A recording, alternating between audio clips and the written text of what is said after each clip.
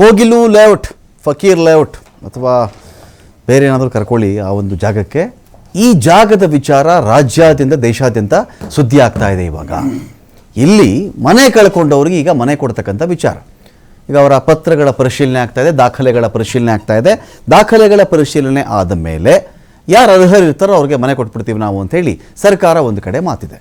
ಇನ್ನೊಂದು ಕಡೆ ಈ ಭೂಮಿ ಕಸ ಸುರಿಯುವಂಥ ಒಂದು ಭೂಮಿ, ಘನ ತ್ಯಾಜ್ಯವನ್ನು ಅಲ್ಲಿ ಹಾಕ್ತಕ್ಕಂಥ ಒಂದು ಜಾಗ. ಅಲ್ಲಿ ಬರೀ 2 ವರ್ಷಗಳ ಹಿಂದೆ ಅಲ್ಲಿ ಯಾವ ಮನೆಗಳು ಇರಲಿಲ್ಲ ಅಂತ ಒಂದು ಗೂಗಲ್ ಮ್ಯಾಪೇ ಹೇಳ್ತಾ ಇದೆ ಅಲ್ಲಿ, ಅಥವಾ ಗೂಗಲ್ ಇಮೇಜಸ್ ಹೇಳ್ತಾ ಇದೆ ನಮಗೆ. ಯಾವುದು ಮನೆಯಲ್ಲಿ ಕಟ್ಟಿರಲಿಲ್ಲ. 2 ವರ್ಷಗಳಿಂದ ಈಚೆಗೆ ರಾತ್ರಿ ಅನೇಕ ಮನೆಗಳ ನಿರ್ಮಾಣ ಇಲ್ಲಿ ಆಗಿ ಹೋಗಿದೆ. ಇವರೆಲ್ಲ ಯಾರು, ಎಲ್ಲಿಂದ ಬಂದರು? ರೋಹಿಂಗ್ಯಾಗಳ, ಇವರು ಪಾಕಿಸ್ತಾನದವರ, ತಮಿಳುನಾಡು ಕಡೆಯಿಂದ ಬಂದಿದ್ದಾರಾ, ಬೇರೆ ದೇಶದಿಂದ ಬಂದಿದ್ದಾರಾ? ಈ ವಿಚಾರಗಳಿಗೆ ಸಂಬಂಧಪಟ್ಟಂತೆ ಏನು ತನಿಖೆ ನಡೆಸಬೇಕು ಇವಾಗ? ಇದು ಒಂದು ಭಾಗ. ಎರಡನೇದು, ಇವರುಗಳಿಗೆ ಮನೆ ಕೊಡೋದು ಇವಾಗ ಸರಿನಾ ತಪ್ಪ?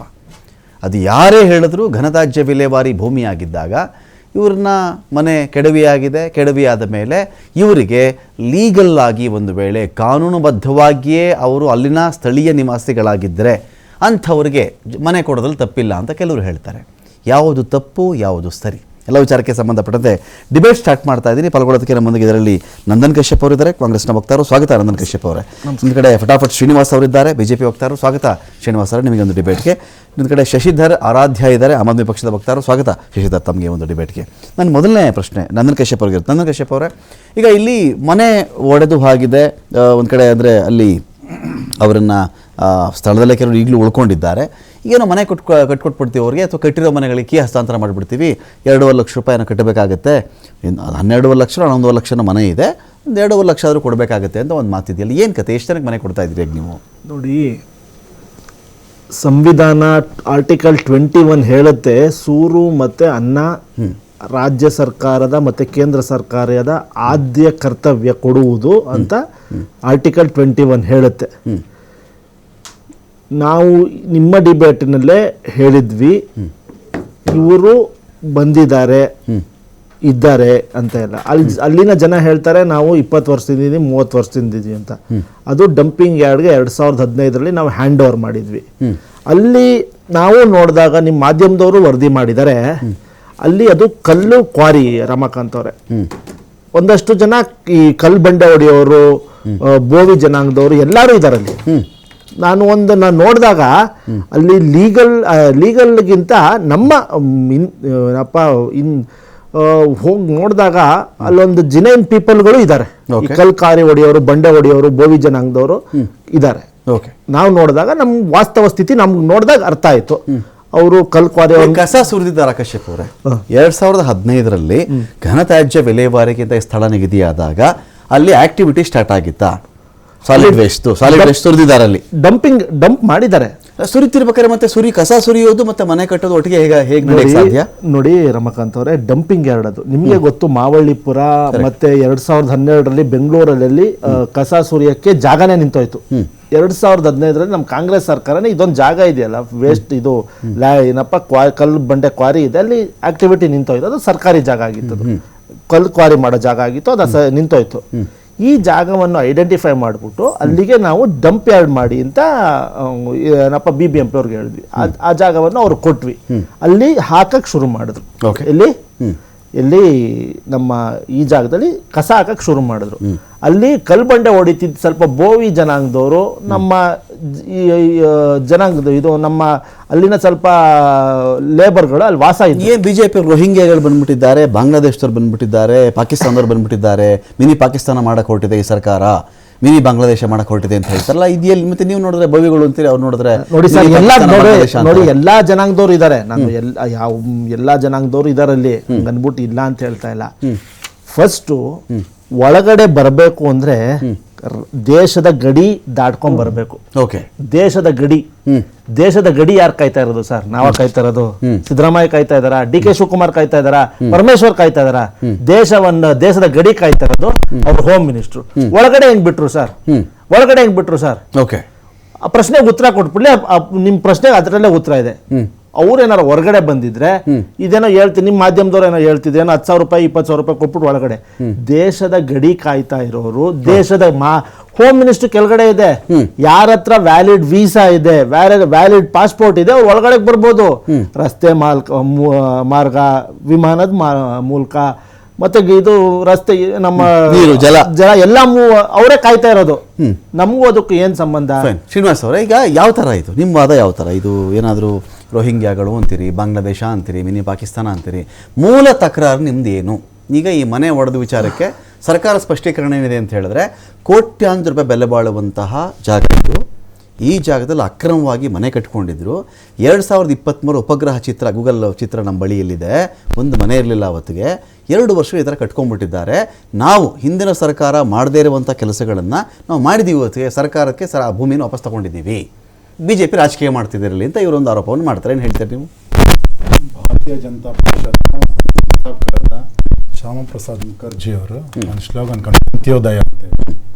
ಈ ಅಂತ್ಯೋದಯ ಅಂದ ಸ್ಲೋಗನ್ನಲ್ಲಿ ದೇಶದಲ್ಲಿರ್ತಕ್ಕಂಥ ಎಲ್ಲ ಜಾತಿಯ ಬಡವರಿಗೆ ನೆತ್ತಿಗೊಂದು ಸೂರು, ಕೃಷಿಗೊಂದು ಭೂಮಿ ಇರಬೇಕು ಅನ್ನೋದು ಭಾರತೀಯ ಜನತಾ ಪಕ್ಷ ಅದರ ಹುಟ್ಟಿನಿಂದ ಪ್ರತಿಪಾದನೆ ಮಾಡ್ಕೊಂಡು ಬಂದಿರ್ತದೆ.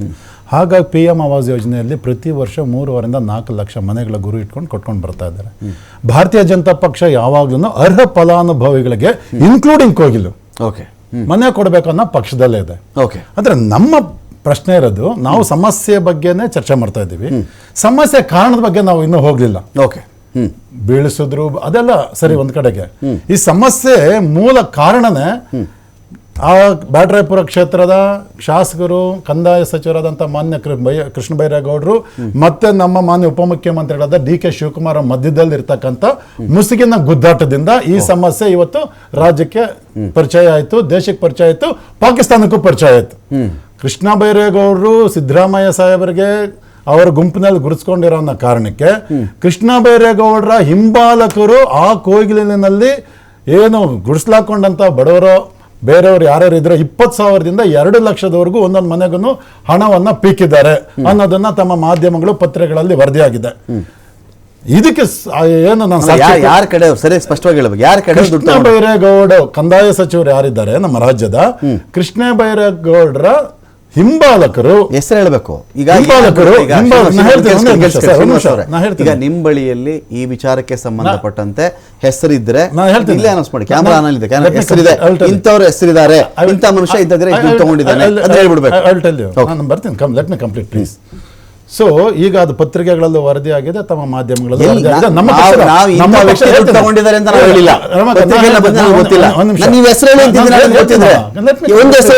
ಹೇಳ್ತೀನಿ. ನಾಳೆ ತಪ್ಪಿದ್ರೆ ನಾಳಿದ್ದು ಭಾರತೀಯ ಜನತಾ ಪಕ್ಷದ ಸತ್ಯಶೋಧನಾ ಸಮಿತಿ ಕೋಗಿಲು ಬಡಾವಣೆಗೆ ಹೋಗ್ತಾ ಇದೆ. ಅವತ್ತು ನಿಮ್ಗೆ ಕಂಪ್ಲೀಟ್ ಆಗಿ ಯಾರ್ಯಾರ ಹಿಂಬಾಲಕರು ಯಾವ್ಯಾರ ಹತ್ರ ದುಡ್ಡು ತಗೊಂಡ್ರು, ಎಷ್ಟೇ ತಗೊಂಡ್ರು ಅನ್ನೋದನ್ನ ನಾವೊಂದು ಕೊಡ್ತೀವಿ ನಿಮ್ಗೆ. ಅದರ ಸಂಖ್ಯೆಗಳು ಹೆಸರು ಸಮೇತ ಕೊಡ್ತೀವಿ. ನನ್ನ ಪ್ರಶ್ನೆ ನಮ್ಮ ಕಶ್ಯಪ್ ಅವ್ರಿಗೆ, ಕರ್ನಾಟಕ ರಾಜ್ಯದಲ್ಲಿ ಇದುವರೆಗೂ 37 ಲಕ್ಷ ಕುಟುಂಬಗಳು ಅರ್ಹ ಫಲಾನುಭವಿಗಳ ಪಟ್ಟಿ ಸರ್ಕಾರದ ಅಧಿಕೃತ ಒಂದು ಸಂಖ್ಯೆಗಳ ಪ್ರಕಾರ ಪೆಂಡಿಂಗ್ ಇದೆ. ಬೆಂಗಳೂರಿನಲ್ಲಿ 13,000 ಅರ್ಜಿಗಳು ಪೆಂಡಿಂಗ್ ಇದೆ ಬೆಂಗಳೂರಲ್ಲಿ. ಈ ಹಿಂದೆ ಸರ್ಕಾರವೇ ಕೊಟ್ಟಿರ್ತಕ್ಕಂಥ ಅಧಿಕೃತ ಮಾಹಿತಿ ಪ್ರಕಾರ ಈ 2 ವರ್ಷ 7 ತಿಂಗಳಲ್ಲಿ 327 ಎಕರೆ ಅನಧಿಕೃತ ಬಡಾವಣೆಗಳಲ್ಲಿ ಇರ್ತಕ್ಕಂಥ 2,654 ಮನೆಗಳನ್ನ ಬೀಳಿಸಿದ್ದಾರೆ. ಅದನ್ನ ಸರ್ಕಾರಕ್ಕೆ ವಾಪಸ್ ತಗೊಂಡಿದ್ದಾರೆ. ನನ್ನ ಪ್ರಶ್ನೆ ಸರ್ಕಾರಕ್ಕೆ, ಸರಿನಾ ತಪ್ಪ ಕೆಲಸ ವಾಪಸ್ ತಗೊಂಡ್ರು? ಸರಿನೇ, ಖಂಡಿತ ಸರಿನೇ. ಆದ್ರೆ ನನ್ನ ಪ್ರಶ್ನೆ ಇರೋದು, ಇವತ್ತು ಕೋಗಿಲಲ್ಲಿ ಅತಿ ಹೆಚ್ಚು ಮುಸಲ್ಮಾನರು ಇದ್ದಾರೆ ಅನ್ನೋ ಕಾರಣಕ್ಕೆ ಇಮಿಡಿಯೇಟ್ ಆಗಿ ಅಲ್ಲಿ ಜಮೀರ್ ಅಹಮದ್ ಖಾನ್ ಅವರು ಹೋಗ್ತಾ ಇದ್ದಾರೆ, ಸಲೀಂ ಅಹಮದ್ ಖಾನ್ ಅವರು ಹೋಗ್ತಾ ಇದ್ದಾರೆ. ಆಮೇಲೆ ಅಲ್ಲಿ ಮಾನವ ಹಕ್ಕುಗಳ ಆಯೋಗ ಇಮಿಡಿಯೇಟ್ ಆಗಿ ಶ್ಯಾಮ್ ಭಟ್ರು ಹೋದ್ರು, ಅಲ್ಲಿ ವುಮೆನ್ ಕಮಿಷನ್ ಹೋಯಿತು. ಆಮೇಲೆ ಅಲ್ಲಿ ತಕ್ಷಣನೇ ಇವರ ಹೈಕಮಾಂಡ್ KC ವೇಣುಗೋಪಾಲ್ ಅವರು ಟ್ವೀಟ್ ಮಾಡ್ತಾರೆ, ಅವ್ರನ್ನ ಕನ್ಸಿಡರ್ ಮಾಡ್ರಿ ಹ್ಯುಮ್ಯಾನಿಟರಿ ಗ್ರೌಂಡ್ಸ್ ಮೇಲೆ ಅಂತ ಹೇಳ್ತಾರೆ. ಅವ್ರು ಹೇಳಿದ ತಕ್ಷಣನೇ ಅವ್ರಿಗೆ ಯಾರು ಗೈಡೆನ್ಸ್ ಅಂದ್ರೆ, ಅಲ್ಲಿ ಅವ್ರಿಗೆ ಯಾರು ಮಾರ್ಗದರ್ಶನ ಅಂದ್ರೆ, ವಯನಾಡಿನ ಇವರ ನಾಯಕಿಯಾದಂತ ಪ್ರಿಯಾಂಕಾ ವಾಡ್ರಾ ಅವರ ಆದೇಶದ ಮೇರೆಗೆ ಅವರು ಟ್ವೀಟ್ ಮಾಡ್ತಾರೆ. ಒಂದ್ ಕಡೆಗೆ ಸಿದ್ದರಾಮಯ್ಯರು ತಮ್ಮ ಕುರ್ಚಿಯನ್ನು ಉಳಿಸ್ಕೊಳ್ಳೋದಕ್ಕೆ KC ವೇಣುಗೋಪಾಲ್ ಅವರ ಮಾತಿಗೆ ಬೆಲೆ ಕೊಟ್ಟು ಅವ್ರಿಗೆ ನಾವು ಪುನರ್ವಸತಿ ಕಲ್ಪಿಸ್ತೀವಿ ಅಂತ ಹೇಳ್ತಾರೆ. ಇನ್ನೊಂದ್ ಕಡೆಗೆ ಸ್ವತಃ DK ಶಿವಕುಮಾರ್ ಅವರಲ್ಲಿ ಹೋಗ್ತಾರೆ, ನಾವು ಅಲ್ಲಿ ಮನೆ ಕೊಡ್ತೀವಿ ಅಂತ ಹೇಳಿ ಬೇಕು ಅಂತ ಹೇಳಿ. ಈಗ ಸಿದ್ದರಾಮಯ್ಯನವರು ಕುರ್ಚಿ ಉಳಿಸ್ಕೊಳ್ಳೋಕೆ ಇದೀಗ ವೇಣುಗೋಪಾಲ್ ಅವರ ಆಶ್ರಯದಲ್ಲಿದ್ದಾರೆ. ಅವರು ಕೆ ಸಿ ವೇಣುಗೋಪಾಲ್ ಅವರು ಹ್ಞೂ ಅಂದರೆ ಅವ್ರ ಕುರ್ಚಿ ಉಳಿಯುತ್ತೆ, ಇಲ್ಲ ವೇಣುಗೋಪಾಲ್ ನೋ ಅಂದ್ಬಿಟ್ರೆ ಸಿದ್ದರಾಮಯ್ಯ ಕುರ್ಚಿ ಬಿದ್ದು ಹೋಗ್ಬಿಡುತ್ತೆ ಅಂತನಾ? ಆ ಕುರ್ಚಿ ಉಳಿಸಿಕೊಳ್ಳುವ ಸಲುವಾಗಿ ಕೋಗಿಲು ನಿವಾಸಿಗಳಿಗೆ ಈಗ ಮನೆ ಕಟ್ಕೊಟ್ಬಿಡಿ ಅಂತ ಸಿದ್ದರಾಮಯ್ಯ ಆರ್ಡರ್ ಮಾಡ್ಬಿಟ್ಟಿದ್ದಾರಾ? ನೋಡಿ, ಇದು ಅವರ ಆಂತರಿಕ ವಿಷಯ. ಓಕೆ, ಅವ್ರು ಯಾರ ಅಧೀನದಲ್ಲಿದ್ದಾರೆ, ಯಾರು ಪರವಾಗಿದ್ದಾರೆ ಗೊತ್ತಿಲ್ಲ. ಬಟ್ ಕೆ ಸಿ ವೇಣುಗೋಪಾಲ್ ಅವರು ಹೇಳಿದ ತಕ್ಷಣ ಅವರು ಕಾರ್ಯಪ್ರವೃತ್ತರಾಗಿರ್ತಕ್ಕಂಥದ್ದು ನಿಜ. ಹೇಳ್ಬಿಡ್ತೀನಿ. ಈಗ ಒಂದು ಸರ್ಕಾರ, ಒಂದು ಅಧಿಕಾರ ಇರತಕ್ಕಂಥ ಸಂಸ್ಥೆ, ಅವರು ಹೋಗಿ ಸತ್ಯ ಶೋಧನೆ ಮಾಡ್ತಾರಪ್ಪ ಅಂತ ಹೇಳಿದಾಗ ಪೊಲೀಸ್ ವ್ಯವಸ್ಥೆ ಬಳಸ್ಕೊಳ್ತಾರೋ, ಕಂದಾಯ ಡಿಪಾರ್ಟ್ಮೆಂಟ್ ಬಳಸ್ಕೊಳ್ತಾರೋ, BBMP ಹಿಂದಿನ BBMP GBA ಬಳಸ್ಕೊಳ್ತಾರೋ ಬೇರೆ ವಿಚಾರ. ಈ ಪಕ್ಷದವರೇ ಒಂದು 10 ಜನ ಹೆಸರು ಬರೆದುಬಿಡ್ತಾರೆ ಪಾರ್ಟಿಕಲ್ ಹೆಡ್ ಆಫೀಸಲ್ಲಿ. ಹಾಂ, ಇವರು XYZ 10 ಜನ ಬರೆದುಬಿಟ್ರೆ ಅವರೇ ದೊಡ್ಡ ತಜ್ಞರುಗಳು, ಸತ್ಯಶೋಧನಾ ಸಮಿತಿಯ ದೊಡ್ಡ ತಜ್ಞರುಗಳಾಗ್ಬಿಟ್ಟು ಅವರು ಎಲ್ಲ ಸ್ಪಾಟ್ಗೆ ಹೋಗ್ಬಿಟ್ರು ಅಂದರೆ 3 ದಿನ ಬರೆದು ಇಡ್ತಾರೆ. ಯಾವುದೇ ಪಕ್ಷ ನಾವು ಯೋಚನೆ ಮಾಡೋಣ, ಅವ್ರ ಬಳಿ ಇರ್ತಕ್ಕಂಥ ಅಥಾರಿಟಿ ಏನು, ಯಾರು ಇದರಲ್ಲಿ ಸರ್ವೆ ಎಕ್ಸ್ಪರ್ಟ್ ಯಾರಿದ್ದಾರೆ? ಯಾವುದೇ ಪಾರ್ಟಿ ಆದರೂ ಇದೇ ಮಾತೆ ನಂದು, ಸರ್ವೆ ಎಕ್ಸ್ಪರ್ಟ್. ಈಗೆಲ್ಲೋ ಒಂದು ಕಡೆ ಆಯಿತು, ಅಲ್ಲೆಲ್ಲೋ ಒಂದು ಹಿಂದೂ ಮುಸ್ಲಿಂ ಗಲಾಟೆ ಆಯಿತು ಅಂದರೆ ಫ್ಯಾಕ್ಟ್ ಫೈಂಡಿಂಗ್ ಕಮಿಟಿ BJPದು ಹೊರಟುಬಿಟ್ರು, ಅದೇನು ಮಾಡಿದ್ರಲ್ಲಿ ಚೆಕ್ ಮಾಡಿಬಿಡ್ತೀವಿ ಅಂತ ಹೇಳ್ತಾರೆ. ಯಾರು ಇವರು? Who are they? ಇವ್ರು ಯಾರ್ರೀ? ಇವರು ಪೊಲೀಸಾ? ಇವರು IAS-ಆ? ಇವರು IPS-ಗಳ? Survey department ಓದ್ಕೊಬಂದಿರೋರಾ? ಎಂಜಿನಿಯರ್ಸಾ? ಇವರು ಸಂಬಂಧಪಟ್ಟಂಥ ಡಾಕ್ಟ್ರಾ? ಸಾಂಕ್ರಾಮಿಕ ರೋಗಗಳ ತಜ್ಞರ? ಇವ್ರು ಎಂಥದೂ ಇಲ್ಲ. ಕಮಿಟಿ ಅಂತ 9 ಜನ, ಒಂದು ನಿಮಿಷ ಮಾತಾಡ್ತೀನಿ, 9 ಜನ ಹೆಸರು ಬರ್ಕೊಂಬಿಡೋದು ಓದಕ್ಕೆ. ಹಾಂ, ಏನಾಯ್ತಮ್ಮ, ಯಾವಾಗ ಇದೆಯಮ್ಮ ನೀನು? 5 ವರ್ಷನಾ? ಹಾಂ, ಬೋಲು ಕ್ಯಾ ಬೋಲ್ ರೈಸು, ಮುಗೀತು ಸತ್ಯಶೋಧನೆ. ನಾನು ಕೇಳೋದು ಆ ಒಂದು ವಿಚಾರಕ್ಕೆ ಸಂಬಂಧಪಟ್ಟಂತೆ ಪರಿಣಿತರು ಇದ್ದುಕೊಂಡು ಈಗ ನಿಮ್ಮ ಪಾರ್ಟಿ ಇರೋದ್ರೆ ನಿಮ್ಮ ಪಾರ್ಟಿ ಪರನೇ ವರದಿ ಕೊಡೋದು. ಹೌದು, ನಿಮ್ಮ ಪಾರ್ಟಿ ಇವ್ರು ಜೈನ್ ಬಿಡ್ತೀರಾ ನೀವು? ಕಾಂಗ್ರೆಸ್ ಅವ್ರು ಸೂಪರ್ ಕೆಲಸ ಮಾಡಿದ್ರೆ ಹೇಳ್ಬಿಡ್ತೀರೇನ್ರಿ ನೀವು? BJP ಹೋಗ್ಬಿಟ್ರೆ ಆಮ್ ಆದ್ಮಿ ಪಕ್ಷ ಅದ್ಭುತ ಕೆಲಸ ಮಾಡಿದೆ, ಒಂದು ಬಾಯಲ್ಲಿ ಬಂದು ಬಿಡ್ಲಿ ವರ್ಡ್ ನೋಡೋಣ. ಯಾಕೆ ನಂಬೇಕು ರಾಜ್ಯದ ಜನ ಇವ್ರನ್ನ? ಇವ್ರು ಯಾರು ಈ ಫ್ಯಾಕ್ಟ್ ಫೈಂಡಿಂಗು ಕಮಿಟಿ ಇವ್ರದ್ದು? ನೋಡಿ, ಫ್ಯಾಕ್ಟ್ ಫೈಂಡಿಂಗ್ ಕಮಿಟಿ ಅಂತ ಮಾಡಿರೋದೇ ಇವ್ರೇನ್ ರಾಜಕೀಯ ಎಂಥದೇ ಘಟನೆಗಾಗ್ಲಿ ರೀ, ಒಂದು ವಿರೋಧ ಪಕ್ಷ ಹೋಗ್ಬಿಟ್ಟು ಆಡಳಿತ ಪಕ್ಷ ಅದ್ಭುತ ಕೆಲಸ ಮಾಡಿದೆ, ಇದು ಫ್ಯಾಕ್ಟ್ ಫೈಂಡಿಂಗ್ ಅಲ್ಲಿ ಕೊಡಕ್ ಸಾಧ್ಯನಾ? ಸಾಧ್ಯನೇ. ಇವ್ರು ನಾಳೆ ಮಾಡ್ಕೊಂಡು ಬರ್ಲಿ, ನಾಳೆ ಇದೇ ಫಟಾಫಟ್ ಶ್ರೀನಿವಾಸ್ ಅವರ ಆದ್ಯತೆ ಅದ್ರ ಮೇರೆಗೆ ಮಾಡ್ಕೊಂಡು ಬರ್ಲಿ, ನಾಳೆ ಡಿಬೇಟ್ ಮಾಡ್ತೀನಿ ನಾನು, ಒಂದು ಮಾತು ಹೇಳ್ಬಿಡ್ಲಿ ನೋಡೋಣ. ಈ ಎರಡೂ ಪಕ್ಷಗಳು ಯಾವ ಕೇಸ್ಗಾದ್ರೂ ಇವ್ರನ್ನ ಯಾಕೆ ನಂಬೇಕು ರಾಜ್ಯ ಜನ? ರಾಜ್ಯ ಜನ ನಂಬಾಗಿಲ್ಲ, ದೇಶದ ಜನ ನಂಬಾಗಿಲ್ಲ. ಯಾಕಂದ್ರೆ ಈ ಎರಡೂ ಪಕ್ಷಗಳು ಒಂದೇ ನಾಣ್ಯದ ಮುಖಗಳು. ಇಶ್ಯೂ ರೈಸ್ ಮಾಡಿ ಇಲ್ಲಿವರೆಗೂ ಏನಾಯ್ತು ಶಶಿ, ಇಶ್ಯೂ ರೈಸ್ ಮಾಡ್ಕೊಳ್ಳಿ, ಹಿಂಗಾಗಿದೆ, ಇದು ಈ ತರ ಅಷ್ಟೇ ಹೇಳ್ಕೊಂಡ್ಬಿಡ್ಲಿ. Fact finding Maddur fact finding committee, Mandya fact finding, Tipu Sultan fact finding. ಯಾರು ಇವರು? ಏನು ಹಿಸ್ಟಾರಿಯನ್ಸ್ ಇವರು? ಹಿಸ್ಟಾರಿಯನ್ಸ್ ಏನ್ರಿ ಇವರು? ಎಕ್ಸ್ಪರ್ಟ್ಗಳ? ಬಾಂಬು ಫ್ಯಾಕ್ಟ್ ಫೈಂಡಿಂಗ್ ಕಮಿಟಿ ಮಾಡ್ಲಿ ನೋಡೋಣ. ನೋಡಿ, ಎಲ್ಲೂ ಹಿಂದೂ ಮುಸ್ಲಿಂ ಅಂತ ಬರುತ್ತಾ ಅಲ್ಲಿ ಫ್ಯಾಕ್ಟ್ ಫೈಂಡಿಂಗ್ ಹೋಗ್ತಾರೆ. ಬೇರೆ ಕಡೆ ಎಲ್ಲೂ ಹೋಗೋದಿಲ್ಲ. ಬೇರೆ ಕಡೆ ಏನೇ ಘಟನೆಗಳಾದ್ರು ಅದು ಸರ್ಕಾರ ನೋಡ್ಕೊಬೇಕು, ಪರಮೇಶ್ವರ್ ನೋಡ್ಕೊಬೇಕು, ಬೇರೆ ಪಕ್ಷದವ್ರು ನೋಡ್ಕೊಬೇಕು. ಹಿಂದೂ ಮುಸ್ಲಿಂ ಅಂತ ಬಂದ ತಕ್ಷಣ ತುಮ್ ಕಹಾ ಸೆ ಆಯಾ, ಕೈಸೆ ಶಾದಿ ಕಿಯಾ, ಕಹಾ ಸೆ ಶಾದಿ ಕಿಯಾ, ಕಿಸ್ಕೋ ಶಾದಿ ಕಿಯಾ, ಇದೆಲ್ಲ ಕಬ್ ಶಾದಿ ಕಿಯಾ, ಇದೆಲ್ಲ ಬೇಕಾ? ಅಧಿಕಾರಿಗಳು BJPಗಾದ್ರೂ ಎಲ್ಲಾ ರೈಟ್ಸ್ ಇದೆ. ಇಂಥ ಜಾಗಗಳಿಗೆ ಹೋಗಿ ಅಲ್ಲಿ ಅನ್ಯಾಯ ಆಗಿದ್ರೆ ಮಾತಾಡಿ, ಸೊಲ್ಲೆತ್ತಿ ಅದ್ರ ಬಗ್ಗೆ. ಸರ್ಕಾರ ಫೇವರಿಸಮ್ ಮಾಡ್ತಿದ್ರೆ ಅದ್ರ ಬಗ್ಗೆನೂ ನೀವು ಮಾತಾಡ್ಬೋದು, ತಕರಾರೇ ಇಲ್ಲ. ಈ ಫ್ಯಾಕ್ಟ್ ಫೈಂಡಿಂಗ್ ಕಮಿಟಿ, ಸತ್ಯಶೋಧನಾ ಸಮಿತಿ ಅಂತಾರಲ್ಲ, ಆಶ್ಚರ್ಯ ನಗೆಪಾಟಲು. ಜಗತ್ತಿನ ಅತಿ ದೊಡ್ಡ ಜೋಕ್ ಅಂತ ಏನಾದ್ರು ಇದ್ರೆ, ಒಂದು ಪಕ್ಷ ರೂಲಿಂಗ್ ಪಾರ್ಟಿ ಮೇಲೆ ವಿರುದ್ಧವಾಗಿ ಹೋಗ್ಬಿಟ್ಟು ಫ್ಯಾಕ್ಟ್ ಫೈಂಡಿಂಗ್ ಮಾಡಿ ವರದಿ ಕೊಡ್ತೀನಿ ಅನ್ನತ್ತಲ್ಲ, ಅತಿ 2025-26 ಅತಿ ದೊಡ್ಡ ಜೋಕ್ ಅಂತ ಏನಾದ್ರು ಬಂದ್ರೆ. ಈಗ ಮಹೇಶ್ವರ್ ಅವರು GBA ಕಮಿಷನರ್ ಇದ್ದಾರೆ, ಹೈ ಕಮಿಷನರ್ ಇದ್ದಾರೆ, DC ಅವರು ಇದ್ದಾರೆ, ಮಾಡಿ ಸ್ವಾಮಿ ಸೇರಿಸಿ ಮಾಡಿ. I agree. ಇವ್ರಿಗೆಲ್ಲ ಸಂಬಳ ಕೊಡ್ತಾ ಇರೋದೇನಕ್ಕೆ? ಈ ಕೆಲಸಗಳು ಮಾಡೋದಕ್ಕೆ ತಾನೆ. ನೀವು ಹೋಗಿ ಏನೇನೋ ಮಾಡ್ಕೊಂಡು ಬಂದು ಮಾಧ್ಯಮಗಳಿಗೋಸ್ಕರ ಹೋಗ್ತಿರೋ ಹೊರತು ಬೇರೆ ಏನಕ್ಕಲ್ಲ. ಓಟ್ಗೋಸ್ಕರ ಹೋಗ್ತಾ ಇದ್ರೆ ಬೇರೆ ಏನಕ್ಕಲ್ಲ. ಈಗ 4 ಬಾರಿ ಅಲ್ಲಿ ಕೃಷ್ಣ ಬೈರೇಗೌಡರು ಗೆದ್ದಿದ್ದಾರೆ. ಈ ಬಾರಿ ಏನಾದ್ರೂ ಅವ್ರು ಮುಗುಚಾಕ್ಬೇಕು, ತಿರುವಾಕ್ಬೇಕು ಅನ್ನೋ ರೀತಿನಲ್ಲಿ, ಅವ್ರನ್ನ ಸೋಲಿಸ್ಬೇಕು ಅನ್ನೋ ರೀತಿನಲ್ಲಿ BJP ಹೊರಟಿದ್ದಾರೆ.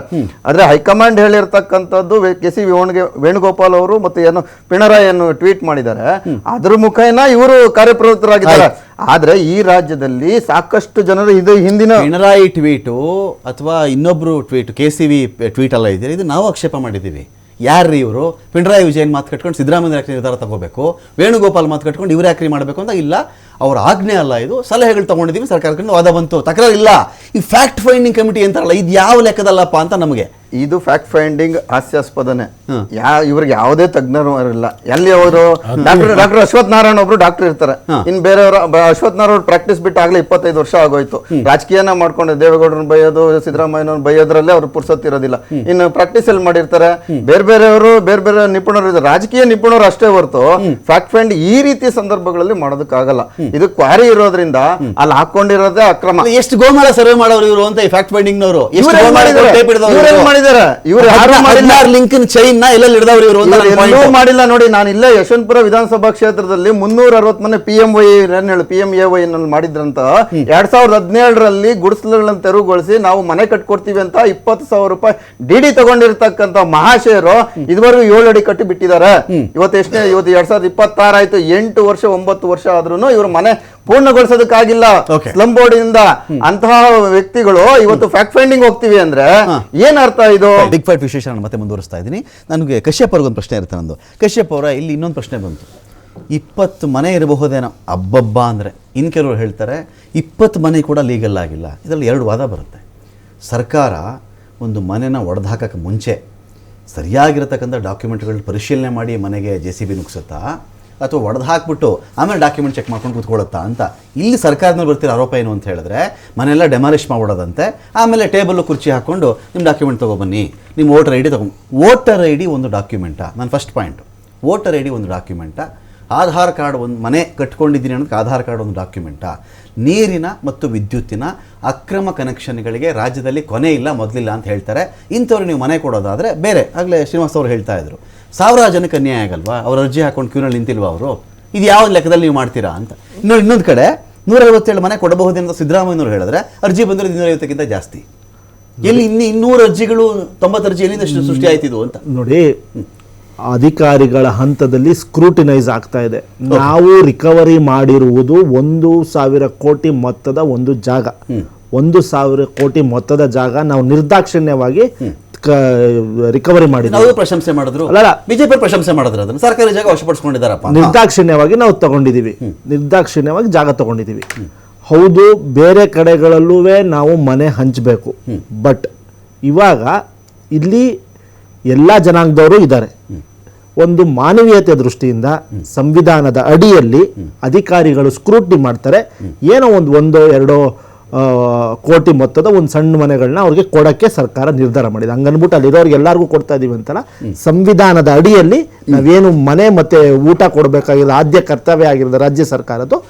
ಏನೋ ಒಂದು 1,000 ಕೋಟಿ ಮೊತ್ತದ ಒಂದು ಜಾಗ ರಿಕವರಿ ಮಾಡಿರ್ಬೇಕಾದ್ರೆ ಒಂದು 2-3 ಕೋಟಿ ಮೊತ್ತದ ಒಂದು ಸರ್ಕಾರಕ್ಕೆ ಹೊರೆ ಆಗ್ಬೋದು. ಬಟ್ ಡಸ್ ನಾಟ್ ಮೀನ್ ಒಂದು ದೊಡ್ಡ ಮೊತ್ತದ ಒಂದು ಇದು ಮಾಡಿದ್ವಿ. ಕಾಂಗ್ರೆಸ್ ಅವಧಿಯಲ್ಲಿ ಮುಸ್ಲಿಮರಿಗೆ ಸ್ವಲ್ಪ ಜಾಸ್ತಿ ಪ್ರಿಫರೆನ್ಸ್ ಕೊಟ್ಬಿಡ್ತಾರೆ ಇವರು. ಮುಸ್ಲಿಂ ಅಲ್ಲಿ ಮನೆ ಕಳ್ಕೊಂಡ್ರು ಅನ್ನೋದಕ್ಕೆ ಇಷ್ಟು ದೊಡ್ಡ ಮಟ್ಟದ ಅಟೆನ್ಷನ್ ಅಲ್ಲಿದೆ, ಕಾಂಗ್ರೆಸ್ ಕಡೆಯವ್ರು ಮಾಡ್ತಿದ್ದಾರೆ ಅಂತ ಬಿಜೆಪಿ ಹೇಳೋದು. ನೋಡಿ sir, all are equal before ದಲ್ಲ, ಮುಸ್ಲಿಮ್ಸ್ ಆರ್ ಮೋರ್ ಈಕ್ವಲ್. ನೋಡಿ, ನಮಗೆ ಎಲ್ಲ ಜನಾಂಗದವರು ಓಟ್ ಹಾಕಿದ್ದಾರೆ, ನಮಗೆ ಎಲ್ಲ ಜನಾಂಗದವರು ಸಪೋರ್ಟ್ ಮಾಡಿದ್ದಾರೆ. ಎಲ್ಲ ಜನಾಂಗದವ್ರಿಗೂ ನಾವು ಪಾಲಿಸಿಗಳನ್ನ ಮಾಡಿದ್ದೀವಿ. ನಮ್ಮ ಯೋಜನೆಗಳು ಎಲ್ಲ ಜನಾಂಗದವ್ರಿಗೂ ತಲುಪ್ತಾ ಇದೆ. ಅಂದ್ಬಿಟ್ಟು ಒಬ್ರಿಗೆ ಓಲೈಸೋಕ್ಕೆ ನಾವು ಓಲೈಸೋ ಕೆಲಸ ಮಾಡ್ತೀವಿ. ಏನು ಮಾಧ್ಯಮದವ್ರು ಹೇಳ್ತೀಯ, ಒಂದು ಜನಾಂಗದವ್ರು ಇದ್ದಾರೆ, ಒಂದು ಜನಾಂಗದವ್ರು, ಎಲ್ಲ ಜನಾಂಗದವರು ಇದ್ದಾರೆ. ನಾನು ನೋಡ್ಕೊಂಡ್ ಬಂದಿದ್ದೆ. ಯಾವ ಜನಾಂಗದವ್ರು ಇದ್ದಾರೆ? ಗೋವಿಯವರು ಇದ್ದಾರೆ, SC ಇದ್ದಾರೆ, ST ಇದ್ದಾರೆ. ಒಡ್ರು ಸರ್, ಒಡ್ರು ಕಲ್ಲು ಹೊಡಿತಾರಲ್ಲ, ಅದೇನ್ ಕ್ವಾರಿ ಆಗಿತ್ತಲ್ಲ, ಅಲ್ಲಿ ಆ ಕ್ವಾರಿ ಜನಾಂಗದ ವಂಶ ಪಾರಂಪರೆಯಿಂದ ಒಂದು ತಂದೆ ಕಲ್ ಕೆಲಸ ಮಾಡ್ಕೊಂಡು ಒಂದ್ ಸ್ವಲ್ಪ ಜನ ಇದ್ದಾರೆ. ನಾನು ನೋಡ್ಕೊಂಡ್ ಬಂದಿದ್ದೀನಿ. ಬೇರೆ ಜನಾಂಗದವರು ಇದ್ದಾರೆ, ಅಕ್ಕಿಪಿಕ್ಕಿಗಳು ಇದ್ದಾರೆ, ನೊಮ್ಯಾಡ್ಸ್ ಅಕ್ಕಿಪಿಕ್ಕಿಗಳು ಅಲ್ಲಿದ್ದಾರೆ. ಹಾಗಾಗಿ ಎಲ್ಲ ಜನಾಂಗದವರು ಇರೋದ್ರಿಂದ ಅಧಿಕಾರಿಗಳಿಗೆ ಅವರ ಹಂತದಲ್ಲಿ ಅವರು ಸ್ಕ್ರೂಟ್ನಿ ಮಾಡ್ತಾರೆ. ಮತ್ತೆ ರೋಹಿಂಗ್ಯಾ ಪಾಕಿಸ್ತಾನ ಅಂದಿದ್ದು ಯಾಕೆ ಇವರು? ನೋಡಿ ಸರ್, ಅದ್ರ ಹೆಸರೇ ಫಕೀರ್ ಲೇಔಟ್ ಅಂತಾರೆ. ನೋಡಿ, ಫಕೀರ್ ಅಂದ್ರೆ ಭಿಕ್ಷೆ ಬೇಡೋರು ಸರ್, ಭಿಕ್ಷೆ ಬೇಡೋರು ಆ ಜನಾಂಗದಲ್ಲಿ. ಹಾಗಾಗಿ ಫಕೀರ್ ಲೇಔಟ್ ಅಂತ ಹೆಸರಿಟ್ಕೊಂಡಿದ್ದಾರೆ. ಇವರು ಒಳಗಡೆ ಬರಬೇಕಾದ್ರೆ ಇವರೇ ಪಕ್ಷದ ಸರ್ಕಾರ ಕೇಂದ್ರದಲ್ಲಿ ಆಡಳಿತ ಇದೆ. ಇವರ ಒಂದು ಇಂಟೆಲಿಜೆನ್ಸ್ ಫೇಲ್ಯೂರ್ ಆಗಿದೆ, ಇವರ ಗಡಿ ಒಂದು ಫೇಲ್ಯೂರ್ ಆಗಿದೆ. ಎಲ್ಲ ಫೇಲ್ಯೂರ್ ಆಗ್ಬಿಟ್ಟು ಅವರ ಕೆಲಸವನ್ನು ಫೇಲ್ಯೂರ್ ಆಗಿರೋದನ್ನು ನಮ್ಮ ಕಡೆ ಬಟ್ ಮಾಡೋದು ಅಕ್ಷಮ್ಯ ತಪ್ಪು. ಶ್ರೀನಿವಾಸ್ ಅವಾಗಿಂದ ಒಂದು ಕಶ್ಯಪ್ ಅವರು ನಾನು ಕೇಳಿದ ಯಾವುದೇ ಪ್ರಶ್ನೆಗೆ ಉತ್ತರ ಕೊಡಲಿಲ್ಲ. ಅವರು ಯಾವುದೇ ಪ್ರಶ್ನೆಗೆ 32 ಲಕ್ಷ ಮನೆ ಅರ್ಜಿಗಳು, 13,000 ಬೆಂಗಳೂರಲ್ಲಿ. ರಾಜ್ ಕಾಲೋನಿ ಮನೆಯಲ್ಲಿ ನಾಳೆ ಮದುವೆ ಅಂದರೆ ಇವತ್ತು ಮನೆಗಳು ಹೊಡೆದಾಕಿದ್ರು. ಅವತ್ತು ಅವ್ರಿಗೆ ಯಾರಿಗೂ ಮನೆ ಕೊಡಲಿಲ್ಲ ಇವರು. ಅದರ ಜೊತೆಗೆ ಗಂಜಿ ಕೇಂದ್ರನ ಈ 325 ಎಕರೆನಲ್ಲಿ ಡೆಮಾಲಿಷ್ ಮಾಡೋ ಮನೆಗಳಲ್ಲಿ ಒಂದು ಗಂಜಿ ಕೇಂದ್ರ ಕಶ್ಯಪ್ ಅವ್ರು ಹಾನೆಸ್ಟಾಗಿ ಹೇಳ್ಬಿಡಲಿಲ್ಲ ಅದ್ರ ತೆಗೆದಿದ್ರೆ ಸರ್, ಯಾರಿಗೂ ಗಂಜಿ ಕೇಂದ್ರ ಇವ್ರು ಹೇಳ್ತಾ ಇದ್ರು ನಾವು ಮುಸ್ಲಿಂ ಓಲೈಕೆ ಮಾಡಲಿಲ್ಲ ಅಂತ. ಇರ್ಬೋದು, ಇಲ್ಲಿ ಅಲ್ಲಿ ಬೋವಿ ಜನ್ನಂಗೆ ಇರ್ಬೋದು, ಅವ್ರ ನಂಬರ್ ಹೇಳ್ತಾ ಇಲ್ಲ, ಸ್ವಲ್ಪ ಸ್ವಲ್ಪ ಅಂತ 160 ಮನೆಯಲ್ಲಿ ನಾನು ಅಲ್ಲಿ ವಿಷಯ ಇಲ್ಲ, ನಾನು ಹೋಗ್ಲಿಲ್ಲ, ನಮ್ಮವ್ರು ಹೋಗಿದ್ರು, ನಮ್ಮ ವಿರೋಧ ಪಕ್ಷ ನಾಯಕರು, ನಾನು ವಕ್ತಾರ ಆಗಿರೋದ್ರಿಂದ ಚರ್ಚೆ ಆಯ್ತು. ಅಲ್ಲೊಂದು 4-5 ಮನೆ ಇರ್ಬೋದು ಅವ್ರದ್ದು, ಬೋವಿ ಜನಾಂಗ ಒಂದು 4-5 ಮನೆ ಅಷ್ಟೇ. ಇನ್ನು 160 ಮನೆಗೂ ಹೆಚ್ಚು ಮುಸಲ್ಮಾನರೇ ಇರೋದು ಸರ್ ಅಲ್ಲಿ. ನೀವು ಒಂದು ಹೇಳ್ತಾ ಇದ್ರೆ ಅವಾಗ ವಿರೋಧ ಪಕ್ಷಕ್ಕೆ ಯಾರು ಇವರಿಗೆ ಅಧಿಕಾರ ಕೊಟ್ಟಿದ್ದು ಫ್ಯಾಕ್ಟ್ ಫೈಂಡ್ ಮಾಡೋಕ್ಕೆ ಅಂತ. ಯಾಕೆ ನಾ ಹೇಳ್ತೀನಿ, ಈಗ ಅಲ್ಲಿ ನೀವು ಹೋಗ್ಲಿ ಅಂತ ನೀವು ಹೇಳಿದ್ರಿ, ಯಾರು ವಿರೋಧ ಪಕ್ಷದ ರಾಜಕಾರಣಿಗಳು ಹೋಗ್ಲಿ ಅಂತ. ನೋಡಿ, ನಮ್ಮ ವಿರೋಧ ಪಕ್ಷ ನಾಯಕರು ಆರ್ ಅಶೋಕ್ ಅವರು ಹೋಗಿದ್ದಾರೆ, ಚಲೋದಿ ನಾರಾಯಣಸ್ವಾಮಿ ಹೋಗಿದ್ದಾರೆ, ಡಾಕ್ಟರ್ ಅಶ್ವಥ್ ನಾರಾಯಣ. ನಮ್ಮ ಫ್ಯಾಕ್ಟ್ ಫೈಂಡ್ ಕಮಿಟಿ ಇನ್ನೂ ಹೋಗ್ಲಿಲ್ಲ, ಎಕ್ಸ್ಪರ್ಟ್ಸೇ ಹೋಗ್ತಾರೆ ಅಲ್ಲಿ. ನೀವು ಹೇಳ್ತಿರಲ್ಲ ಇವ್ರು ಎಕ್ಸ್ಪರ್ಟ್ಸ್ ಅಂತ, ಎಕ್ಸ್ಪರ್ಟ್ಸ್ನೇ ಕಳ್ಸೋದು ಯಾವತ್ತೂ ಫ್ಯಾಕ್ಟ್ ಫೈಂಡ್ ಕಮಿಟಿ. ಅವ್ರು ನಮ್ಮ ಪಕ್ಷದಲ್ಲಿ ವಿಶೇಷವಾಗಿ ಎಕ್ಸ್ಪರ್ಟ್ಸ್ ಯಾವತ್ತಾದ್ರೂ ಸರಿ ನಿಮ್ಮ ಪಾರ್ಟಿ ಕಡೆಯಿಂದನೇ ಹೋಗ್ಲಿ, ಫ್ಯಾಕ್ಟ್ ಫೈಂಡಿಂಗ್ ಅಲ್ಲಿ ರೂಲಿಂಗ್ ಪಾರ್ಟಿ ಒಳ್ಳೆ ಕೆಲಸ ಮಾಡಿದ್ರೆ ಅಂತ ವಿರೋಧ ಪಕ್ಷದವ್ರು ಹೇಳಕ್ ಸಾಧ್ಯನಾ ಅಂತ ಅದೆಲ್ಲ ನೀವು ಹೇಳಿದ್ದು ಅಲ್ಲ. ಇವ್ರಿಗೆಲ್ಲ ವಿಷಯ ಗ್ರಹಿಸ್ತಾರ.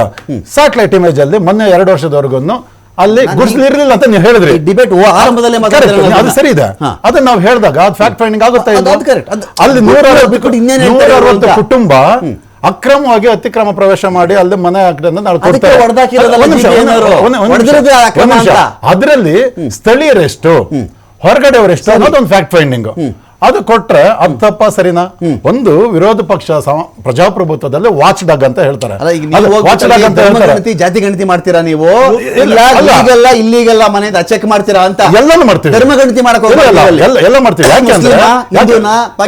ಯಾಕೆಂದ್ರೆ ಈ 2 ವರ್ಷ 7 ತಿಂಗಳಲ್ಲಿ ಹೊಡೆದಿರೋಂಥ ಮನೆಗಳು 2654 ಮನೆಗಳು ಬೆಂಗಳೂರಲ್ಲಿ ಹೊಡೆದಿರೋ ಪೈಕಿ ಬಹುತೇಕರು ಕಡ್ಕೊಂಡಿರೋರು ನಮ್ಮ ಪರಿಶಿಷ್ಟ ಜಾತಿ ಪರಿಶಿಷ್ಟ ಪಂಗಡದವರು, ದಲಿತರು. ಅದಕ್ಕೆ ಈ ಸ್ಪೀಡ್ ಅಲ್ಲಿ ಯಾವ್ದಾದ್ರು ಹೋದ್ರ ಅಲ್ಲಿ ಸ್ಪಾಟ್ ಇನ್ಸ್ಪೆಕ್ಷನ್ ಮಾಡಿದ್ರ? ಯಾರಾದ್ರೂ ದಲಿತರ ಗಂಜಿ ಕೇಂದ್ರ ಕೊಟ್ರ? ಅವ್ರಿಗೆ ಇಷ್ಟೊಂದು ಸೂಪರ್ ಫಾಸ್ಟ್ ದಲಿತರು ಅನ್ನೋದಕ್ಕೆ ಏನ್ ಆಧಾರ ಇದೆ?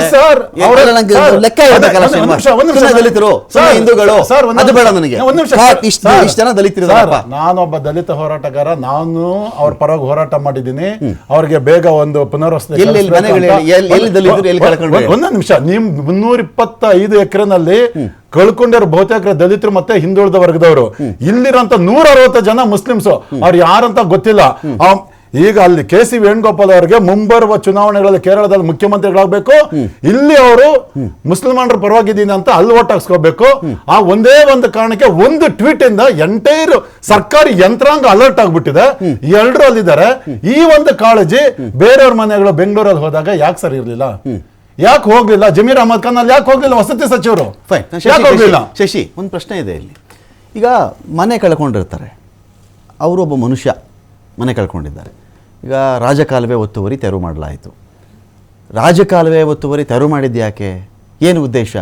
ಮಳೆ ಬಂತು, ಎಲ್ಲ ಕಡೆಗಳಲ್ಲಿ ನೀರು ತುಂಬ್ಕೊಳ್ಳೋಕೆ ಶುರುವಾಯಿತು. ರಾಜಕಾಲುವೆ ನೀರು ಹರಿಯೋ ದಿಕ್ಕನ್ನೇ ಜನ ಚೇಂಜ್ ಮಾಡಿಬಿಟ್ಟಿದ್ರು. ಕೆರೆ ಒತ್ತುವರಿ ಆಗಿತ್ತು, ರಸ್ತೆ ಒತ್ತುವರಿ ಆಗಿತ್ತು. ನೀರು ಹರಿಯುವ ಪ್ರಾಕೃತಿಕ ದಾರಿ ಹಾಳು ಮಾಡಿಟ್ಟಿದ್ರು. ಅಪಾರ್ಟ್ಮೆಂಟ್ ಎಂಕ್ರೋಚ್ಮೆಂಟು ಆಗಿದೆ, ಹಾಸ್ಪಿಟಲ್ ಕಟ್ಕೊಂಡಿದ್ದಾರೆ. ಶ್ರೀಮಂತರ ಏರಿಯಾಗಳಲ್ಲಿ JCB ಓಡಾಡಲಿಲ್ಲ, ಬಡವರ ಏರಿಯಾಗಳಲ್ಲಿ JCB ಜೋರ ಗರ್ಜನೆ ಮಾಡಿದ್ದು ಹೌದು.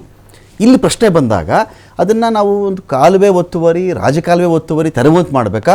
ಇಲ್ಲಿ ದಲಿತನ ಮನೆಯನ್ನು ಹಾಳು ಮಾಡಿಬಿಟ್ರು ಇವರು, ಇಲ್ಲಿ ಬ್ರಾಹ್ಮಣನ ಮನೆನ ಬಿಟ್ಬಿಟ್ರು, ಅಥವಾ ಬ್ರಾಹ್ಮಣನ ಮನೆ ಹೊಡೆದಾಕ್ಬಿಟ್ಟಿದ್ದಾರೆ, ಇಲ್ಲಿ ಗೌಡ್ರ ಮನೆ ಹಿಂಗೆ ಮಾಡಿಬಿಟ್ರು, ಈಗ ಲಿಂಗಾಯತನ ಮನೆ ಹಿಂಗೆ ಮಾಡಿಬಿಟ್ರು. ಇದು ನಮ್ಮ ಪ್ರಯಾರಿಟಿ ಆಗಬೇಕಾ? ಈಗ ಇಲ್ಲಿ ಮುಸ್ಲಿಮ್ ಹಿಂಗೆ ಮಾಡ್ತಿದ್ದಾರೆ ನೋಡಿ, ಅಲ್ಲೆಲ್ಲ ಬರೀ ದಲಿತರೇ ಕಟ್ಕೊಂಡಿದ್ರು ರಾಜಕಾಲುವೆಗಳ ಮೇಲೆ, ದಲಿತರ ಮನೆ ಹೊಡೆದಾಕ್ಬಿಟ್ಟು ಗಂಜಿ ಕೇಂದ್ರ ಓಪನ್ ಮಾಡಲಿಲ್ಲ.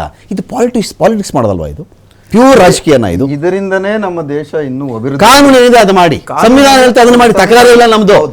ಅಲ್ಲಿ ದಲಿತ ಹೋರಾಟಗಾರ, ಈಗ ಶ್ರೀನಿವಾಸ ದಲಿತ ಹೋರಾಟಗಾರರಿ, ಆಬ್ವಿಯಸ್ಲಿ ಅವ್ರ ಬಗ್ಗೆನೇ ಮಾತಾಡಬೇಕು. ನಾಳೆ ಲಿಂಗಾಯತರು ಬರ್ತಾರೆ, ನಾನು ಕೊಡ್ಲೇನ್ರಿ ಪಟ್ಟಿ ಅಂತಾರೆ, ಪಟ್ಟಿ ನಾನು ಕೊಡ್ತೇನೆ ರೀ, 500 ಲಿಂಗಾಯತರ ಮನೆ ಹೊಡೆದಾಕಿದಾರೆ ಅಂತಾರೆ. ಹಿಂಗೆ ಹೋಗದಾ?